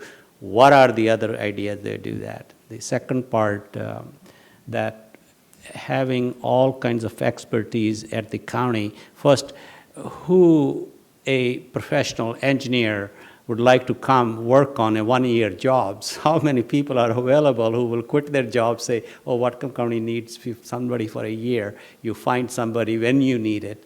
And then you say, well, we're going to need you only for a year. That's one. Second part is that when these things happen, there is a set of people. They need a GIS expert. They need a civil design engineer. They need an ADA person. This is a team effort. It's not one person's job that we are giving $145,000 to one person to accomplish this. It involves maybe 10, 15 different expertise and 15 different tasks. The combined cost of all those tasks is $145,000. Somehow, the impression was being given that we are hiring a survey person and we're going to give him $145,000 to ask people questions and fill out surveys. Or there's one person who can run the whole gamut of this work scope. I looked at the work scope. It involves they have even given the hours breakdown also, the senior engineer's hours, the other part. So there is a set of expertise needed to accomplish this task, and that's how I understand this. Ms. Frazee and then Ms. Brenner. She went and found the thing, I want to know. Ms. Frazee first. I think as we go forward, and I'm not sure if we could do this or not with any contracts when we work with American Disabilities Act or anything, if we could always, I'm not sure if we could put in there in a contract when we're looking for them that people have to be employed that are covered under the American Disability Act or something like that. Because even as Councilmember and Donovan and I came in, he's like, we don't even have seating in here for wheelchairs. And just listening to everyone's testimony and how there's things we'll never see and not even an engineer will see it. We may comply with ADA ruling, but just moving forward, let's just keep that in mind. If there is a way to put it in contract where they have to be involved the whole way, I would like to see that in the future. Okay, thanks. Madam Clerk. So it's not on our annual list of appointments, but membership does include 2 elected officials. So it could be that a council member was appointed in some other way. It's just not on our annual list. So I don't know if that's you or if it's not. I've never had Could be any some other notification of elected any of officials. the meetings. So maybe somebody can tell me how, if I was put on there, how it happened. I go to meetings. Do agree at the bare minimum you should be notified of the meetings. Exactly. I've never even seen any kind of notice about them, not forget whether we're on there or not, but I've never even seen a notice about this committee. So I have a couple of comments on this. As I was thinking through this whole issue, one of the things that struck me in my conversations with Mr. Watkyn, probably when I first met him a couple of years ago, was his comment that we should not think of people as being disabled. We should think of ourselves as being temporarily able-bodied.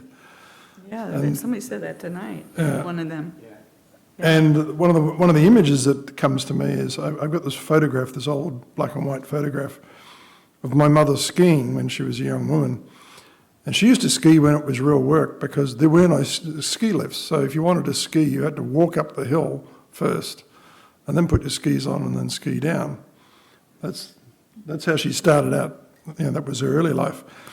By the time she passed on, she couldn't deal with a 1-inch lip on an uneven surface because she didn't have the strength or the ability to do it. So she ended up being, she was a very able-bodied young woman and a very disabled old woman. And I look at that and I say, if I live as long as my mother, who died at just before 95, that I'm likely to have the same mobility issues as her. So as we're going through all this, I want us to consider the fact that we're not just dealing with a segment of the population who is disabled typically through birth or through an accident, but ultimately, if we all live long enough, we're dealing with ourselves in this situation too. I'm not sure that what I'm going to propose is how it normally gets handled. Maybe Ms. Frakes will probably come over and tell me no, but I'm going to try and make this fly anyway, which is I would be willing to approve this contract on the following condition, is that we amend the scope of work, and the contractor can either accept the amendment, and I'd be happy for them to have the contract, or if they reject the amendment, then I would ask that we reissue, that we re-advertise it. And this is the amendment I want. That we hold a total of 10 hours of outreach, which consists of 2 2-hour sessions in Bellingham, 1 2-hour session in Birch Bay, 1 2-hour session in Columbia Valley at the East Regional Centre, and 1 2-hour session in Sudden Valley. That these sessions are advertised to the ADA community via the county's website, Facebook, the email lists that we have, notices at the senior centres, and at health department and social service offices. And if the vendor is willing to accept that as an amendment to the scope of work, then I would make my vote conditional on that. Do you have an issue with that, Ms. Franks? That's my motion anyway. Do I have a second? That's my motion. I need a second if we're going to discuss. Well, I'll second that. Thank you. So we can discuss it. Okay, so. And it's a motion to amend. Mr. Sadhu. Yeah. I think I have no objection to you adding 10 hours of the sessions. That's what you're saying. But the way I look at it is the contract has been negotiated. Are you proposing that it should not change the price of the contract? Or are you proposing that we will amend 10 hours and whatever, another $1,500 is, or whatever that is in addition to this? Because if we can pass this contract in its current condition and put a caveat on it that we want you to spend 5 sessions, 2 hours each in these communities, and we will give you money for that. Then, otherwise, what happens is, if we take your amendment, this is null and void, even if you like the contract, and we renegotiate everything, and that can take a long time. Well, I think the legal problem would be to say that we are going to change the scope of work and we're going to pay you more money without reopening the whole contract. That's not how it works. It's just John would know. You need a to scope of ask change. They do work order changes. This is a work order change. Like you doing a building and you wanted extra concrete, or say, okay, put a little here too, and we'll give you another $200 for that. It's always done in the contracts. Or maybe Ms. Frakes can tell us what our options are. Mr. Hutchings confirmed my concern, and that's that this went out for bid with a certain scope of work. And if this was just really, really minor, then maybe we'd be okay, but 10, it's not minor. And so it would have to, if you insisted on that particular provision, it would have to be rebid. So, and that's why I was saying, Right. either you do it at the same price, in which case you can have the contract, or we'd have to rebid it with a new scope of work, either way. Right. But I will say for the record, I think the fact that the contractor proposed that they would only do 2 hours of outreach, to me, is inadequate anyway. So, Mr. Donovan and Ms. Brenner. First, yeah. I'll speak against the motion for a couple of reasons, I guess. Ms. Frakes just covered that. But I also think it sets a bad precedent if we're essentially writing contracts. Yeah. That's not it kind of blurs the separation of powers here, regardless of the merits of the goal there. But I don't think we can do that. We can reject it and put it back out to bid. So. Okay. So, and I'm looking for options of what the procedure, Ms. Brenner. Well, I think we can put this into some future part of it before anything gets done. This is the first part, and this is all this stuff, finding out all this stuff. We just kind of, some of us just learned about a lot of these problems. And I'm definitely interested in more outreach, but I don't want to slow up that contract. I still would like to get that done. I think we could maybe do both, do them separately, but do both.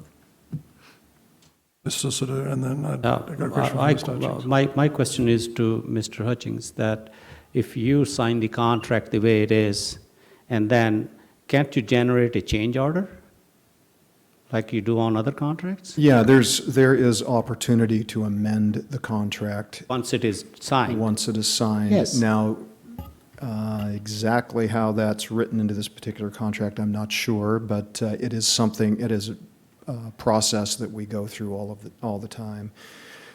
When not the scope changes, but rather the specific tasks change somewhat internal to the contract. Council Member Brown, or Chairman Brown, I think there's another way to address your concern that actually I think is perhaps a more responsible way for my department to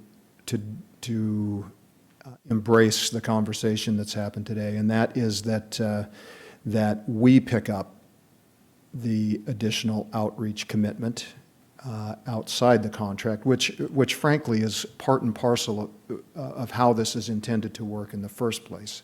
The contractor has some very specific deliverables that do involve being supplied with information from the community and from the Public Works Department and others. But we have some responsibility to make sure that we have an open process by which we gather that information. And so the conversation we had outside not only was about how we might have a sort of an ad hoc advisory group or something that consisted of some of the people that are interested here and from our existing committees, but also making sure that the manner in which we gather that information is appropriate. And because one of the points is that, look, there are all kinds of disabilities that need to be brought into this conversation, not just mobility or the like. So that's a commitment that I'm certainly willing to make. Now, I don't know if that looks like 10 meetings or something like that, but I would be certainly willing to continue to engage the council in what that looks like going forward. I honestly believe we're all on the same page with respect to this. So if I might just respond to that, my ask was for 5 meetings, just to be clear, and for a maximum of 2 hours each, in 2 in Bellingham, 1 in each of Birch Bay, Columbia Valley and Sudden Valley. So listen, I actually like your proposal, and I like it, first off, because I genuinely believe that you and your staff will be very genuine in your inquiries, and I like the retention of the knowledge, the first-hand experience. I like that retention to stay within our staff. That's actually much more valuable to the county than to have it in the memory of a contractor we're only hiring for a period of time. So I think in doing that, you'll actually cause a raised awareness, a permanent raised awareness. So I appreciate that, and with that, I will withdraw my motion. Mr. Bird, you had your hand up. I was going to suggest the same thing, John. John got it. He covered. Thank you, John. Vote. Right. Further discussion? Seeing none, all in favour say aye. Aye. Opposed? That passes 6-0 with Mr. Buchanan excused. Next item up is, well, the ordinance which we are going to vote on in 4 weeks. There's been, that was AB 2019, the ordinance regarding changes to the charter has been held. Well, I guess we have to have a vote to hold that for 4 weeks. So I make a motion to hold that for 4 weeks. Do I have a second? Which ordinance? Second. One to change the county charter. Oh, sure, I'll second it. Any further discussion? Seeing none. We didn't vote on it. And hope that 7 people are here. We had the public hearing, right? Yeah, Anyway. but then we just jumped to the next item. We didn't vote. You have it on record? I have held till July 23rd. Okay, fine. All right, that's just on my agenda here. So, next item up is an ordinance, AB 2019-308, ordinance suspending Whatcom County Code 1.28. Oh, sorry. I think we're on to introduction items. I flipped back. What's going on here? Okay, my mistake. I flipped backwards on a few pages and I've really messed myself up. Sorry. Well, let me find my place again. We're on to introduction. You want to use Or mine? introduction. Introduction items. We have 4 introduction items. Do I have a motion to introduce? Motion to approve. Second. Been moved and seconded. Any discussion, Mr. Mr. Sadhu?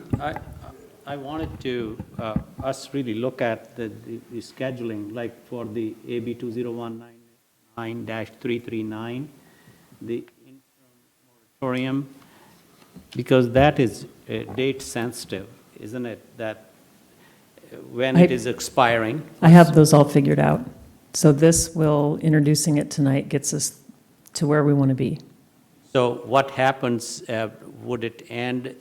Why are you doing this? Ms. Brenner, Mr. Sadhu has the floor. But he's telling us Ms. something. Brenner, Mr. Sadhu has the floor. I know.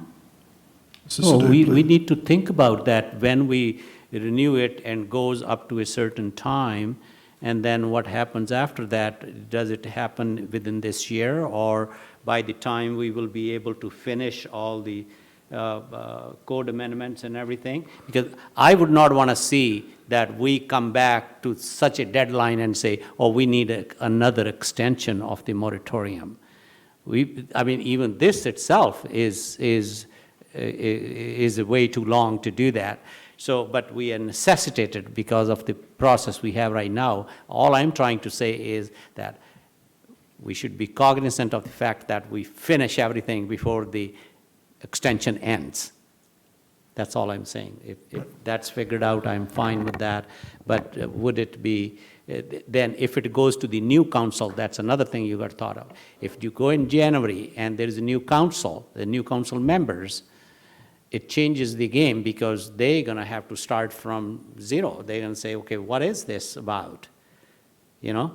So the council who has worked for more than 2 years, they are aware of whatever it is. If they complete this work, it'll be a better decision made rather than, okay, I said my word. Ms. Brenner. Your hand up, what do you want to say? Okay. Further discussion on the introduction items, Mr. Donovan. Is following up on Mr. Sadhu. So when does the interim moratorium expire? August 12th. Thank you. Calendar, August 12th. And There's a lot of different days you have to figure out. So you have to introduce it, and then you have to wait at least 13 days between introduction and council action. We have to advertise a public hearing. Then once the council adopts it, we get it to the executive. He has 10 days within which to sign it. So, and then it goes into effect 10 days after that. So there's a lot of numbers that go into it, and that's how we back it up to the date that we know we have to introduce it by. Further discussion on the introduction items. Seeing none, all in favour say aye. Aye. Opposed? No. That passes 5 to 1, with Brenner opposed and Buchanan excused. Okay, next up, Natural Resources Reports Committees. Natural Resources had 2 items this morning, 12 hours ago. One was a discussion about removing older 2-stroke motors from Lake Samish to have the same code standard as Lake Whatcom, and I think we voted to introduce that, to have that introduced. It was a discussion item. I have in the notes here, approved motion to insert effective date of November 1, 2019. Right. And well, They 2 So then strokes it's- before 2006. 2 strokes before 2006. I said older, but yeah, to be specific. so it will be introduced at the next meeting, is that what? Okay. Yes. And the second item was a discussion of aquatic invasive species and how that relates to these wake boats that take on a lot of water and ballast and may be transported across different lakes. I think we're going to carry on that discussion on Monday in the Lake Whatcom Policy Group meeting at 3 o'clock. Okay, Special Committee of the Whole, we discussed the Lake Whatcom stormwater utility, and we made a proposed amendment to provide a rebate for work done on the property. Mr. Sadhu, Finance, anything else from Finance and Administrative Services? Public Works. Well, we had just a wonderful discussion regarding whether or not to put a ballot measure on the ballot for November regarding whether Point Roberts community was interested in setting up their own recycling and solid waste district, and had some interesting comments, and it didn't go anywhere. Criminal Justice and Public Safety, we have Mr. Buchanan, who was not here, so anybody can fill in. Who else was on the committee? Okay, was that on the committee?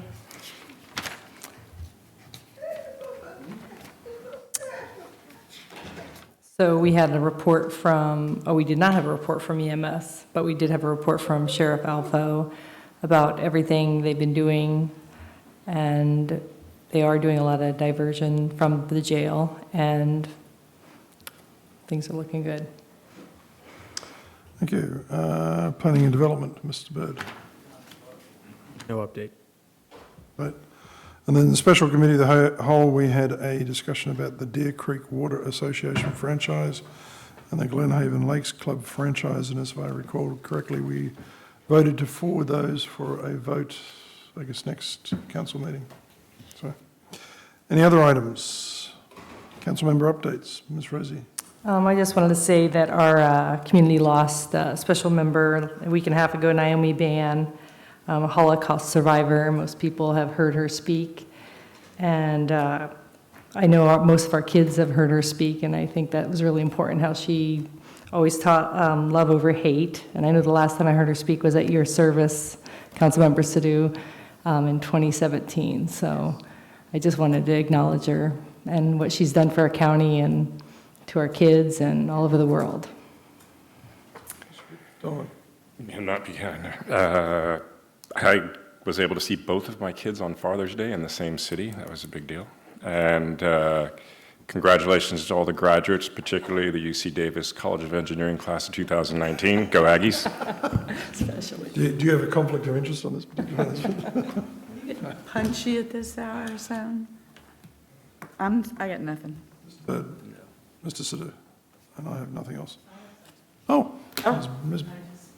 I would like to thank Deputy Clerk Marina Ingalls for her many years of service with Whatcom County, and her last day is next Wednesday.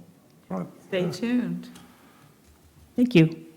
She put in her full 30 or not? Say that again? She put in her full 30 or not? 30 He years. said that she may not make it to the end of the day on Wednesday. She said that? No, but did she do 30 years? Oh, sorry, I thought you said 4:30. She's 29 and a quarter or something. Oh, so she's getting out early. She doesn't look a day over 20. No. All right. Well, yes, we'll look forward to that. Well, look, we won't look forward to it. We will give her a good send-off. So with that, if there's nothing else, we are adjourned.